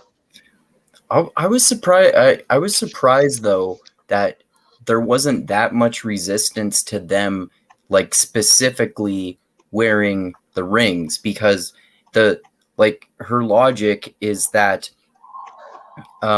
he controls the demons, but he is loyal and magically bound to her, so she actually controls the demons. So if they wear the rings too, wouldn't mean that her sisters are kind of her slaves or have to be loyal to her too? Or does she mean that the three of them are going to share that power?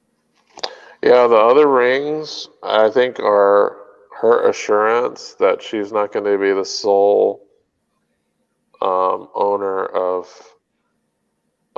Hector. So she's basically giving them like, hey, here, you're going to be able to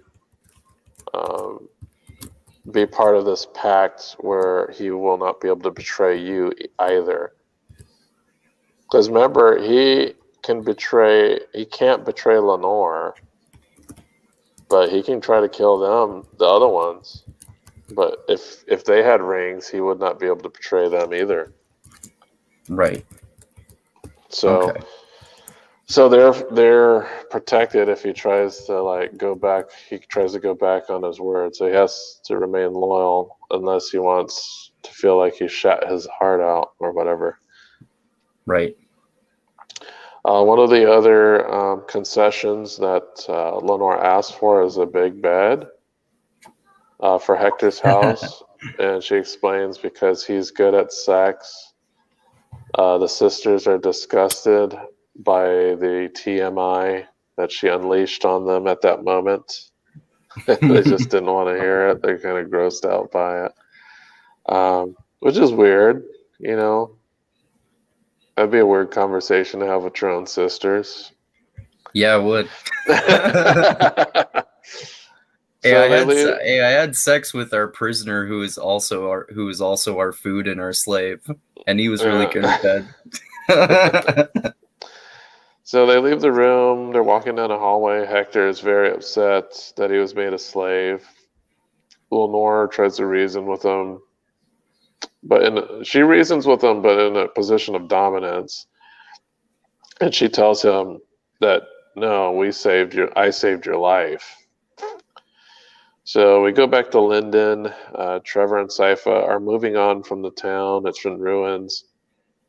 And we could tell by the looks on their faces that they feel that they're like complete failures. Like the town is completely destroyed. A bunch of the townspeople got killed in that harvest.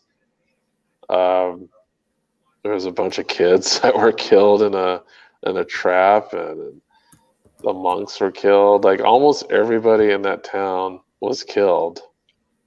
So the looks Yep. on their faces are just like really stern and disappointed, and they look like they feel like failures. This is almost like a pretty good, Empire Strikes Back ending here. Like it's kind of Yeah. a ending where they kind of won, but everybody pretty much died. Yeah. And there's definitely still a fight that's has to continue. Right, right, because we got Carmilla and her plans to build an army of night creatures to take over the land. So now this makes like Carmilla is being built up still as the big bad here. Season Yeah. 4, there's a huge twist in there. I'm not even going to talk about it, but you'll see once we get Sweet. there. So it ends at Dracula's castle. Alucard is walking through the forest with a lunch basket, and he remarks that he could have posted signs, do not enter, danger of death. And as he's walking to the entrance of his castle, you see Sumi and Taka are both impaled as his father did. So he's using his father's tactics to keep people away from the castle. Yeah. Because it's like I guess the moral of the story for Alucard is, he let some people into his lives at a moment where he was down, and these people disappointed him supremely. Like it was a huge disappointment. So now he's going to make sure by posting these people's bodies up in front here that he'll not make the same mistake again. It's Right. almost like he's following in the straight footsteps that his dad is. So we're like, is this going to turn him into another Dracula? Yep. One of the things I did find was odd is I'm not sure why Alucard decided to clothe them before he impaled them, because when he killed them, they were naked. So this means he spent some Oh time yeah, that's a putting them good in. point. Put their clothes back on. Yeah, he put them back in clothing, and then he impaled them. I was like, I don't know why he would do that. Okay. I think it would have been more menacing to have them naked and impaled. But maybe the animators just didn't want to draw like a stick going straight up someone's ass. I don't know.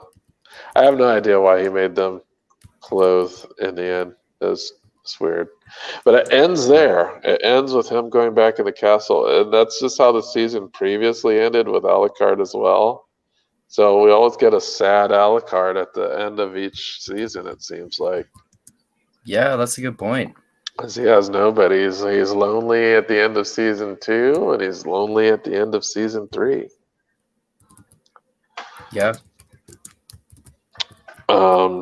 So what do you think of this season, man? I thought it was pretty good. I liked season 1 and 2 the most because it's hard to top. It's a hot top fighting against Dracula and his army that's trying to take control of the world.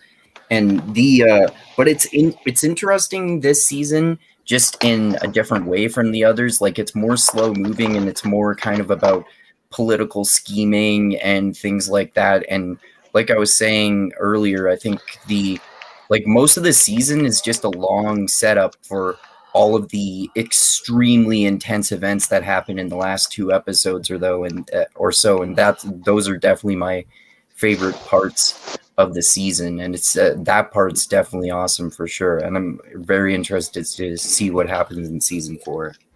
Yeah, so you said you saw the judge coming, right? Did you Yeah, I kind see of suspected him. Did you see Taka and Sumi coming? I sure didn't see that coming. No. Yeah, I think that was the one that surprised me the most. That and the child killing thing. You said you saw the judge coming. The first time I watched it, I did not see the judge coming. I didn't suspect him to be like a serial killer. I kind of suspected him to be somehow involved with promoting the demon worshipping monks or working with them in some way. I kind of suspected something more like that. Okay. But yeah, I'm going to say it is good. It's not a bad season. Is it better than season 2? In my opinion, no. Like, Dracula is such a badass at the end of that season that you're like, fuck, how do you top that? And I know, I just like that adversary. Dracula as an adversary is much more interesting, because I think what happens is you know who the adversary is, like, from the get-go. And this third season, there's kind of a mystery happening, and they're trying to solve the mystery. And the mystery is basically, okay, what's going on in this church, right? I think the whole season really revolves around that. Hector's dealings with the vampires and his capture. But yeah, and then you had the funny, what's his name? That freaking Viking vampire. Oh, the Viking vampire. Yeah, for sure. Yeah, who's hilarious. What his name was. Godbrand. Yeah, that's what it was. Yeah. But I thought it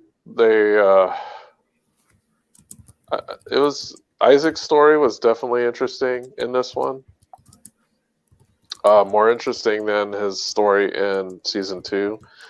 So they're really building up Hector and Isaac, and we want to see what happens to them in this next season. I know what happens to them, right? But yeah, it's going to be some. The end of season 4 is pretty nuts. I still like season 2 better, but if I had to say, I would say for me it goes season 2, season 1, season 4, season 3. If I were to rank them in order. So far, I'd say my ranking is the same as yours, other than obviously I haven't seen 4, so I'd say 2, 1, and 3. Yes, 4 is pretty crazy. And I actually wished it ended differently, but because I know the lore of Castlevania, I was like, yeah, I guess it really kind of had to end that way. You'll see what I mean. Yeah, you'll see what I mean. But how many stars are you going to give this season? I'd give it. I think I'd still give it like 4 stars, because there was that big payoff at the end of the season. Maybe like 3.5 if we're doing like half stars. Hard to say. Yeah, I think I'd also probably give it like 3.5, 3.7. It has a solid finisher. I really like the finisher because so much stuff happens in the end. Because I know in the first season it's just a converged story. At season 2, it's just one story that converges at Dracula's castle, and everybody's there. And this season, you have 3 stories happening in 3 different places. So that's why it got pretty crazy towards the end, where we're switching scenes all the time and stuff happening here. I know most of it was, Asteria, Hector, and Lenore are still getting it on. Wasn't it 4 different places at once? Like it was. Oh, it was 4. I forgot about Isaac. Hector. 4. Hector, Isaac, Asteria, Alucard, and Alucard and Trevor. Yeah. Trevor and his gang. Yeah, it's all in the same place. I guess you can say, okay, there's Trevor. Oh, yeah, yes. And then there's also Jermaine, but they're in the same setting, Yeah. Yeah, there are a lot of point of views here that we had that they mixed up with. But yeah, it's not bad at all. It's just I like the other seasons better. That's all I'm saying. Yeah. All right. Did you want to go over anything that you read recently? Yeah.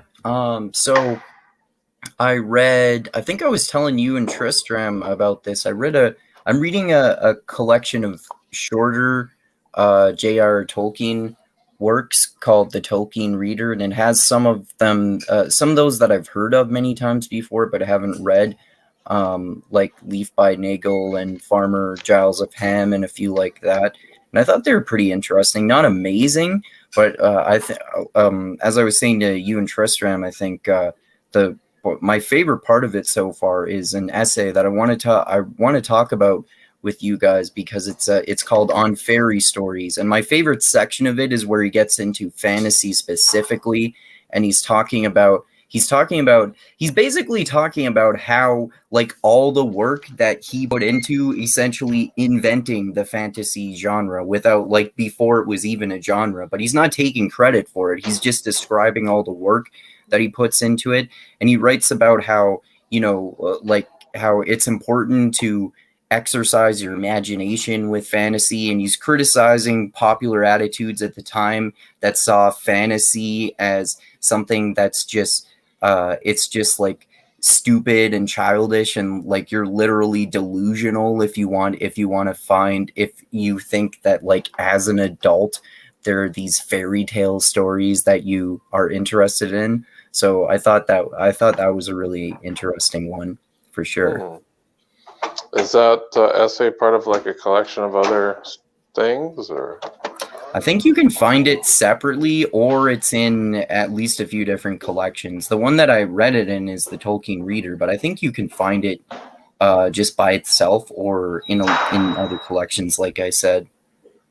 Oh, okay. Yeah, I also...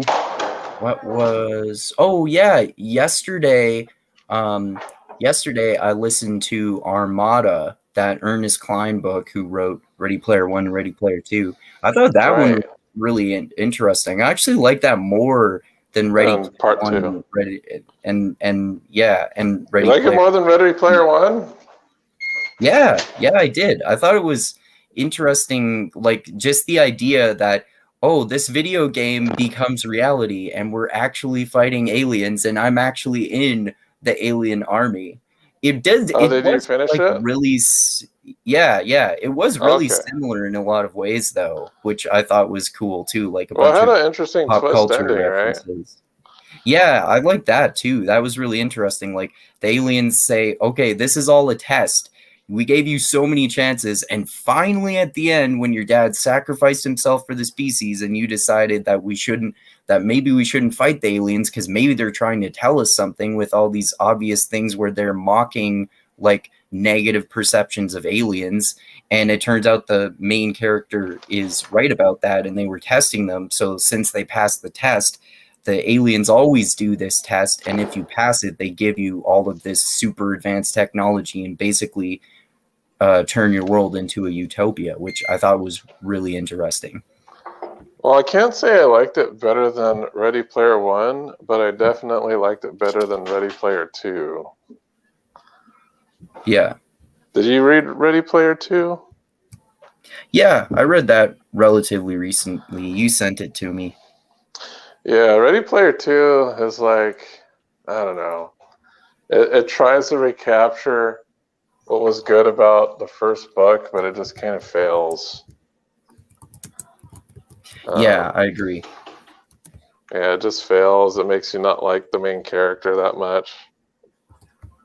It actually makes you dislike the main character of the book. Yeah, for sure. Yeah. I also recently read, it was the third book in the Blade Runner trilogy.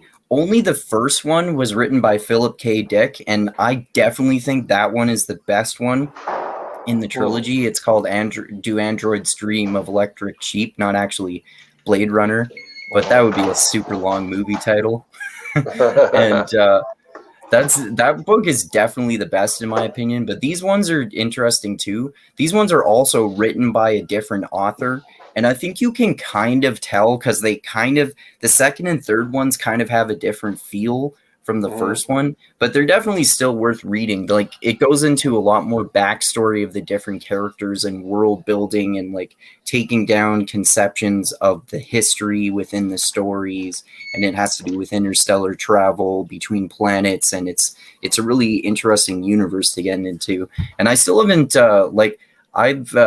I've tried to watch both of the Blade Runner movies and just got bored and bailed on them before. So since I've read the books now and I thought the books were really interesting, I want to give the movies another try.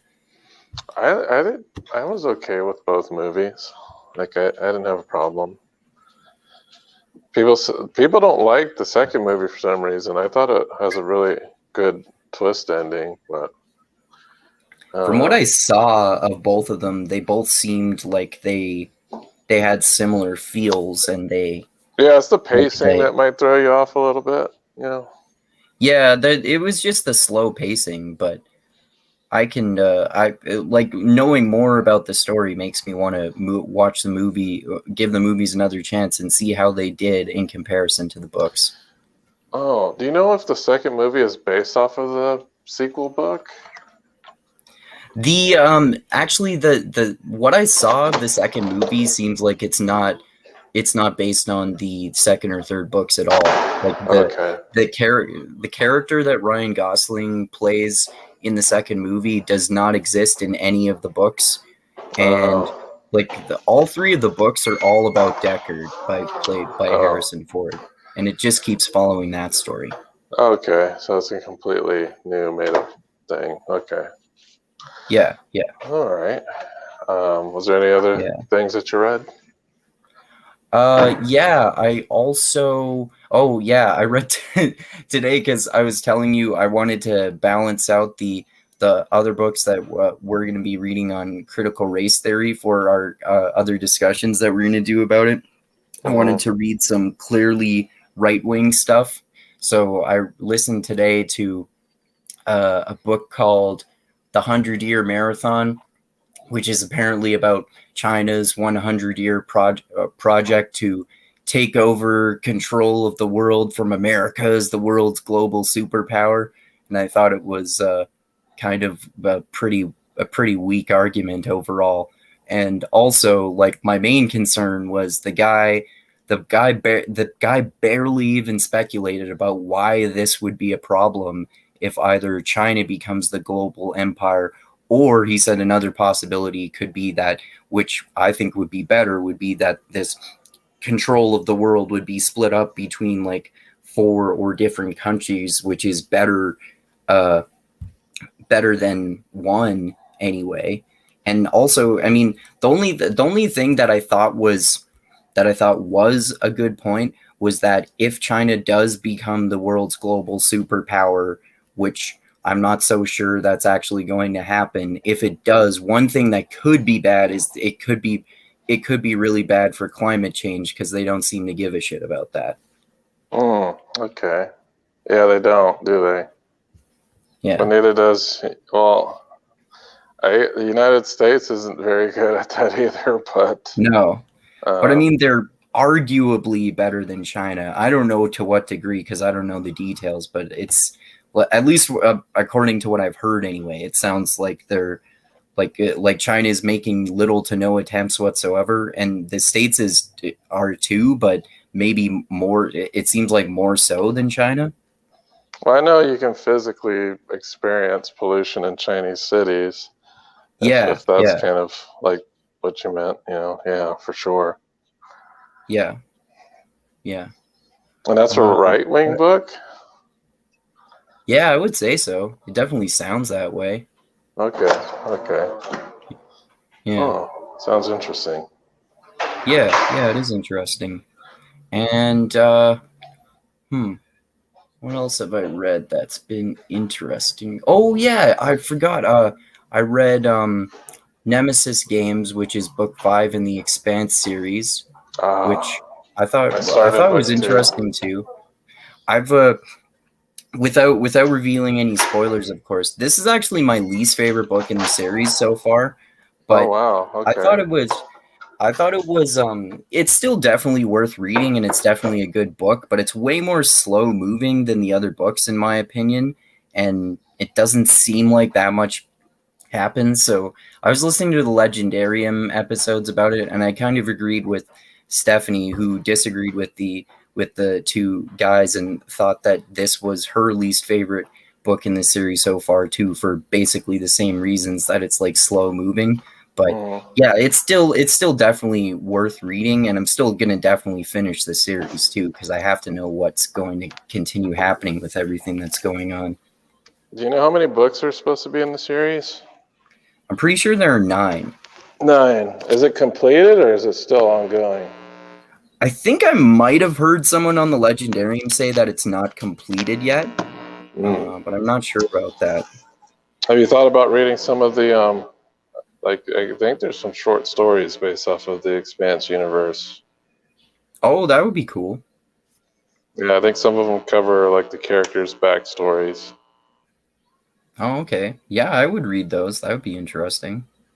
Yeah, I have to see if I could find those, because I've seen them in ebook form, but I haven't found them in audiobook form at my libraries. Right.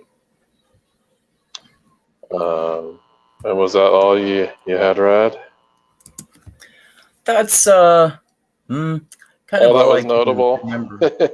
All that was notable, other than the only other one I can think of off the top of my head right now, is the I think I've read the oh no, I haven't yet. I told you I read the first book in the second Formic War trilogy, which I thought was really interesting. So I like how the story has progressed more, and so far I think I like the second Formic War trilogy more than the first Formic War trilogy, just because it's progressing the story of the war with the aliens more. But I'll be interested to see what happens in book 2 and 3 of that trilogy too. Oh yeah, did it get you book 2 yet? I think you did, but I just haven't read it yet. I don't remember. I'll double check and let you know. I'm actually not even sure if the third book has been done yet. Oh, okay. I think it's well, I know what the Hive, right? That's book 2 in the second Formic War trilogy. Yeah. I think that was just released not too long ago, if I'm not mistaken. Oh, okay. And I believe like the primary writer is that the other guy. It's not Scott Card. Oh, okay. I forget what his name is. Aaron Johnson or Aaron Johnston? I believe, yeah, I Aaron might be... Johnston. Okay. I believe that's his name. Okay. Let me see what the next book is supposed to be called or when it's coming out. But I actually just finished the Swarm recently as well. Oh, cool. And did you say that you're liking the second Formic War better? Slightly. They're pretty similar, because I mean they're both Formic War trilogies, right? Yeah, so Aaron Johnston. This book came out in 2019. Oh, wow. So yeah, maybe the third one's not out. Yeah, let me see if they have a title. Let's see, The Swarm. Yeah, the next book is going to be called The Queens. Oh, okay. Cool. When's that supposed to come out? Let's see. That's the third planned and final novel. The Queens. Let's see. I know it's planned, but I don't see the date here. Yeah, it's not really showing me any date. Just says pending publication.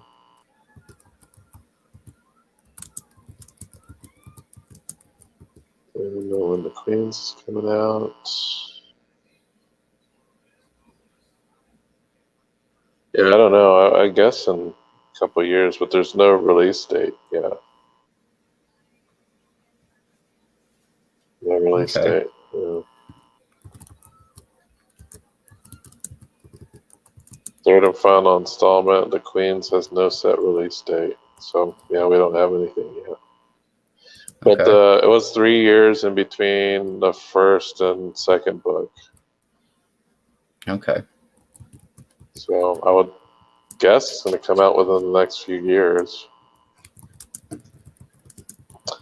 Yeah, so I That'd be finished cool. that one too. I enjoyed it. Do I like it better than the first Former Core? Not yet. I have to see where it goes, as I haven't It is read the pretty Hive yet. like it is pretty comparable so far. Yeah. Yeah, it has the same characters, Yeah. and same readers. You know, the guy that reads for Baser Rackham. Yeah. He's The a guy great that has a narrator. super deep voice. Yeah. That's a good It's impression. Victor Delgado. Yes, our tactics. We have to make sure that you have to attack the Formics from the rear. Don't you know that? And then I talk shit to my commanding officers and get court-martialed all the time. Isn't that right? That sounds like the narrator?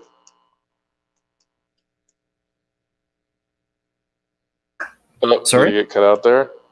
Does that Yeah. sound like how the narrator talks? Yeah, it does. I guess I do a good Stephen Rudnicki. Yes. Well, you do have a very deep voice. Meanwhile, Mazer and his allies met up with Bing Wen. Hey, Bing Wen, let's test your skills.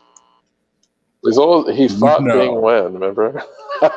You try to do a Rudnicki impression. Well, see there. I think I'll go down and get the horse. I heard that guy's cousin fucked an ostrich. I don't know what he was doing, but he was making crop circles in the cornfield. And What impression is that? I don't know. A redneck one. No, I didn't say redneck. I thought you said redneck. Oh, Stephen Rudnicki is the name of the deep voice narrator guy. Oh, okay. Yeah. I can't do a deep voice as well. Like try to attempt it. I am Stephen Rudnicki. And come and do this. I am Mazer Rackham. Mazer Rackham. Mazer Rackham. Yes. Well, what is the name of Mazer Rackham's wife? I don't remember. Kim. Kim. Kim, I'd love to sing to our children my Maori songs of victory. Yes. But yeah, they have a bunch of different readers. I think from each point of view has a different character, like a different narrator. Like there's the one for Lem Jukes, the narrator for Victor Delgado, the narrator for Bing Wen, and the narrator for Mazer Rackham. But let's see. So the Swarm, you liked it then? Yeah, for sure.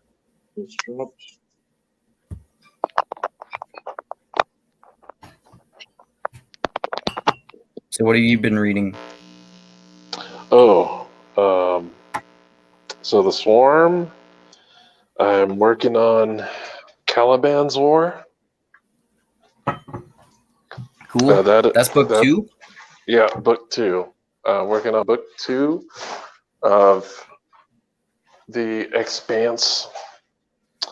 What else did I read? I'm trying to finish up the intro to CRT. Trying to see if I can find some other audiobooks of CRT stuff. It seems like most of the stuff is like really... It's not super easily available. It's hard to find. I was looking on just Amazon. Most of it is like textbook stuff, and it's expensive. Yeah, exactly. It's like $50. I can't spend that much money. One of the books I found the library has, but I got to wait like 10 weeks for it, and it's like an ebook. Oh, okay. I think it's the one I sent you, the one with the purple cover. Oh, okay. Yeah, Yeah. I don't know if you saw. I said I couldn't find the ebook of that on archive.org, which usually has lots of ebooks. So I searched the author who wrote that book, and she apparently is in this one that's not written by her, but is a compilation. It seems to be a compilation of her work and other authors on the concept of intersectionality. So I'll read that one instead because it sounds like a really academic one as well. Yeah. So yeah, just trying to catch up on CRT. One of the books that I hadn't mentioned before that I really forgot to mention that I read like a few weeks ago was Chapter House Dune. Oh, cool. The You didn't last... mention that? No, I didn't. It's the Okay. last... I thought we might have talked about it. Yeah, it's the last Frank Herbert book. Okay. And I think I mentioned to you like a controversial scene of child rape. Yeah. It's so weird. It's a weird scene. I'll say that much. For Basically, sure. like a grown woman, like it's kind of like, I don't know. They didn't have to tell us that the child's penis was getting hard. That was a bit overboard. Jesus, I didn't remember that part. Holy How can you fuck. not remember? Wow. Jesus. Probably blocked it out because it's so disturbing. Yeah, it is. But I thought the ending was pretty interesting. Like, they really didn't fully explain what like the honored Matre's secret weapon that they could only use once was. The only thing we know is that there was just a bunch of dead people around the area that they used it. And then like what ended up happening is they married, like they turned an honored Matre into a reverend mother at the end of the story. So I guess like the progression after that is like whatever comes after that, it's going to be some type of matriarchal society that incorporates both honored Matre and Reverend Mother. But then again, the honored Matres are just an offshoot of Bene Gesserit that had been sent out during the scattering, right? Right. Yeah. So it's almost kind of like they kind of reunite in a way. Yeah. But yeah, it's a weird ending. It's like, oh, this is strange. And it kind of ends on a cliffhanger because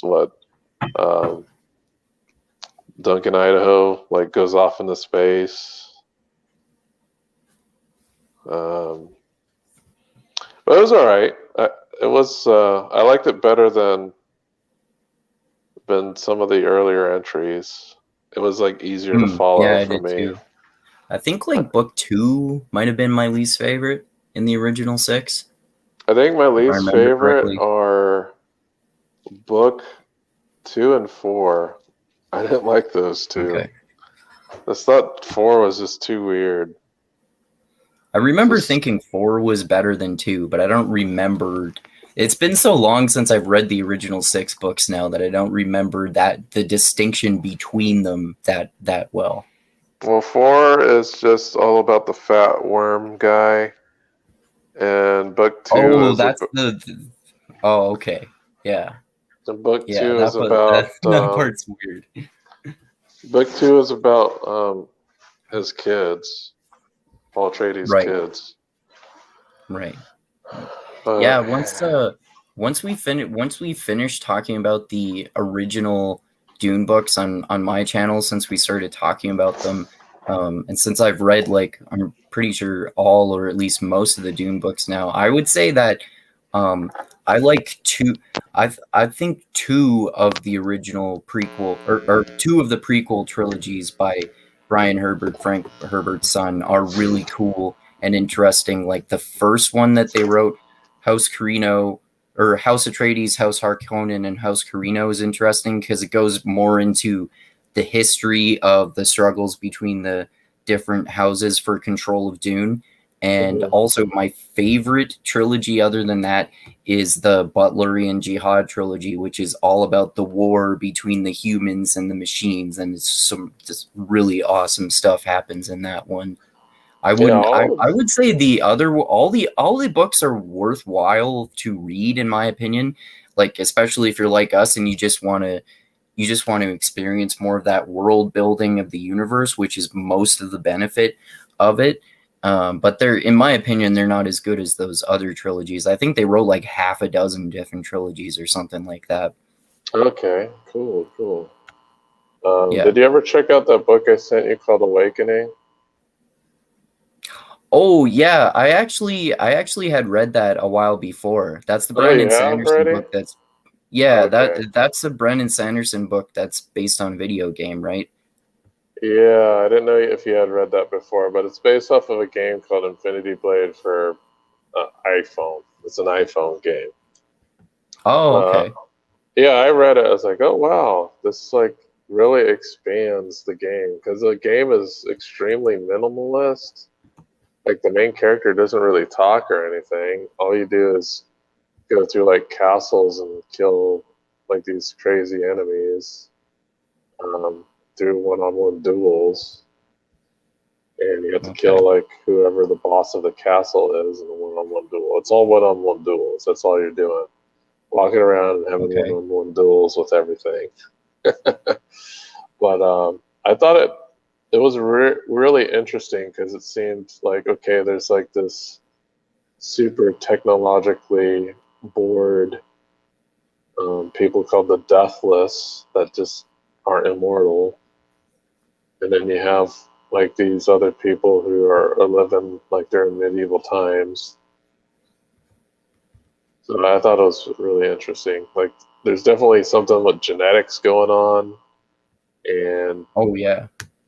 like the immortal people, they're not like magical. It's all technological. But the people who are sent to fight against them see it as magic.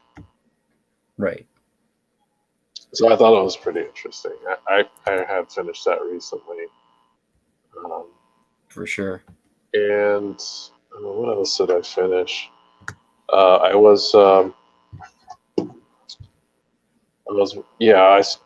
I just started Babylon, not Babylon, so Caliban's War, Right. and Yeah, you it mentioned that. gets, yeah, I didn't like talk about it at all, but I forgot how the series, like the pacing in the series is quite good. For Like sure. it Yeah. picks up right away, and it doesn't really like slow down much. There's always something happening, and you haven't seen the show, right? No, not yet. Okay, so the character Amos, he is a real asshole on the show. Okay. Like I don't like the show version of him at all. Another thing that I've been listening to is the Hunter Gatherer's Guide to the 21st Century, which Oh yeah, was the Brett Weinstein and Heather Hayne book. Yeah, you mentioned you thought that was good. it's it starts off very good and then it gets into weird. It starts becoming like this weird self-help book Oh, okay. that tries to Hmm. use like evolutionary biology as self-help, Hmm. and it's weird. Like they start getting really weird about monogamy and other stuff. Like you should do this. Monogamy is good. Just like weird stuff. It's like okay, Okay. maybe that's good on a societal level, but does everybody have to be monogamous? Or does No. everyone? Yeah. So that yeah, it's weird. Like I like the sciency bits and stuff, but once they get to the self help parts, I'm like, this is weird. Okay. This is kind of like Yeah. it seems like very conservative. Like some of the advice is very conservative. Okay. Um, But I read A River of Souls, which is a short story in the Wheel of Time universe.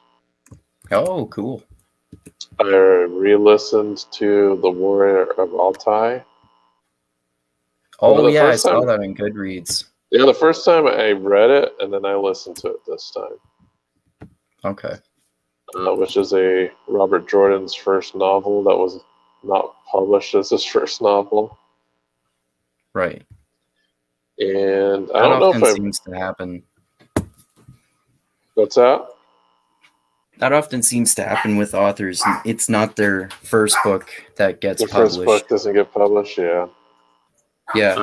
I re-listened to the last question and the last answer again. Good. And you read them twice now? 3 times now, I think. Nice. I think you've read them as many times as me then. I think I read them 3 or 4 times. And then I don't know if I mentioned the last time, but did I mention that I've read A Princess of Mars? Yeah, you did. Yeah. Okay. Yeah. So I think I've pretty much covered everything that I've read recently. And that's pretty much it. Didn't read a whole lot, but what I'm going through right now, currently, is the CRT introduction and Caliban's War and the weird evolutionary biology self-help book. Right. All right. So I think we're all good for today. We talked about Castlevania. And so what do we have planned for next week? I'll see if I'll check and see if Tristram is available for next weekend. And maybe we can talk about more Wheel of Time. Alternatively, of course, we're still continuing on with Castlevania. So I'll continue to watch some episodes. So if we can't do the Tristram podcast about the Wheel of Time, we can definitely talk about Castlevania Season 4. And we can do like the first 5 episodes, because I know there's 5 episodes in Season 4, so we could do that. Oh, okay. Cool. Yeah, I was going to ask you about that because I was wondering whether you wanted to possibly talk with Tristram next week, and depending on whether that happens or whether we talk about Castlevania, because also I want to talk about Mistborn Secret History with you guys either next weekend or the weekend after that. But next weekend on my channel, we can either talk about Secret History, or you and I could talk about the last question and the last answer, which we were going to do for a while anyway, or we could do our next politics and culture chat. We can see what Chris and Shizan think about that when we talk tomorrow. Yeah, because we're going to talk about Blade tomorrow, right? Yeah, that'll be fun. Fusion. That's a good impression. But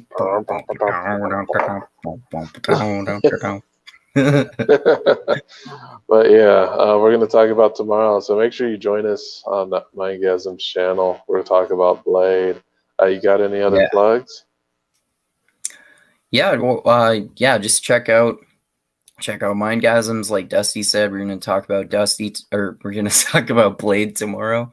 And then yesterday, Dusty and I had a conversation about basically how public intellectuals like James Lindsay and Jordan Peterson and members of the IDW were kind of going around fear-mongering about critical race theory. We talked about the textbook that we've read about it so far, and we're going to be doing another chat with that too, also with the Peter Salmon, who wrote a biography about the French post-structuralist philosopher Derrida about that same subject. And yeah, got more videos coming up as well. The next solo one I'm going to put out is going to be called Freud's Transcendent Phallus, which is the only part that I could really understand and found interesting so far in my first read through of Deleuze and Guattari's book called Anti-Oedipus, Capitalism and Schizophrenia, which is a extremely abstract and kind of confusing book. So that'll be my next solo video. And also check out my blog, which is mindgasms.bplifetime.com, where I publish chapters of my novel called Cold Darkness of the Night and short stories and poems, and then also blogs about a lot of the ideas that we talk about on both of our channels, often like history, philosophy, politics, culture, science, etc. And you can find me on social media. I think Dusty usually adds our Twitter in the description there. Andrew Meitzer or Andrew Mindgasms on Twitter and Instagram. Andrew Meitzer on Facebook. And that's all my stuff there. All right, great. So join us next week and tomorrow for some more chats coming up. And make sure you like and subscribe. If you have any comments or questions, also feel free to leave them in the YouTube, and I'll definitely get back to them. But everybody take it easy and stay frosty. Yep. Adios until next time, everyone.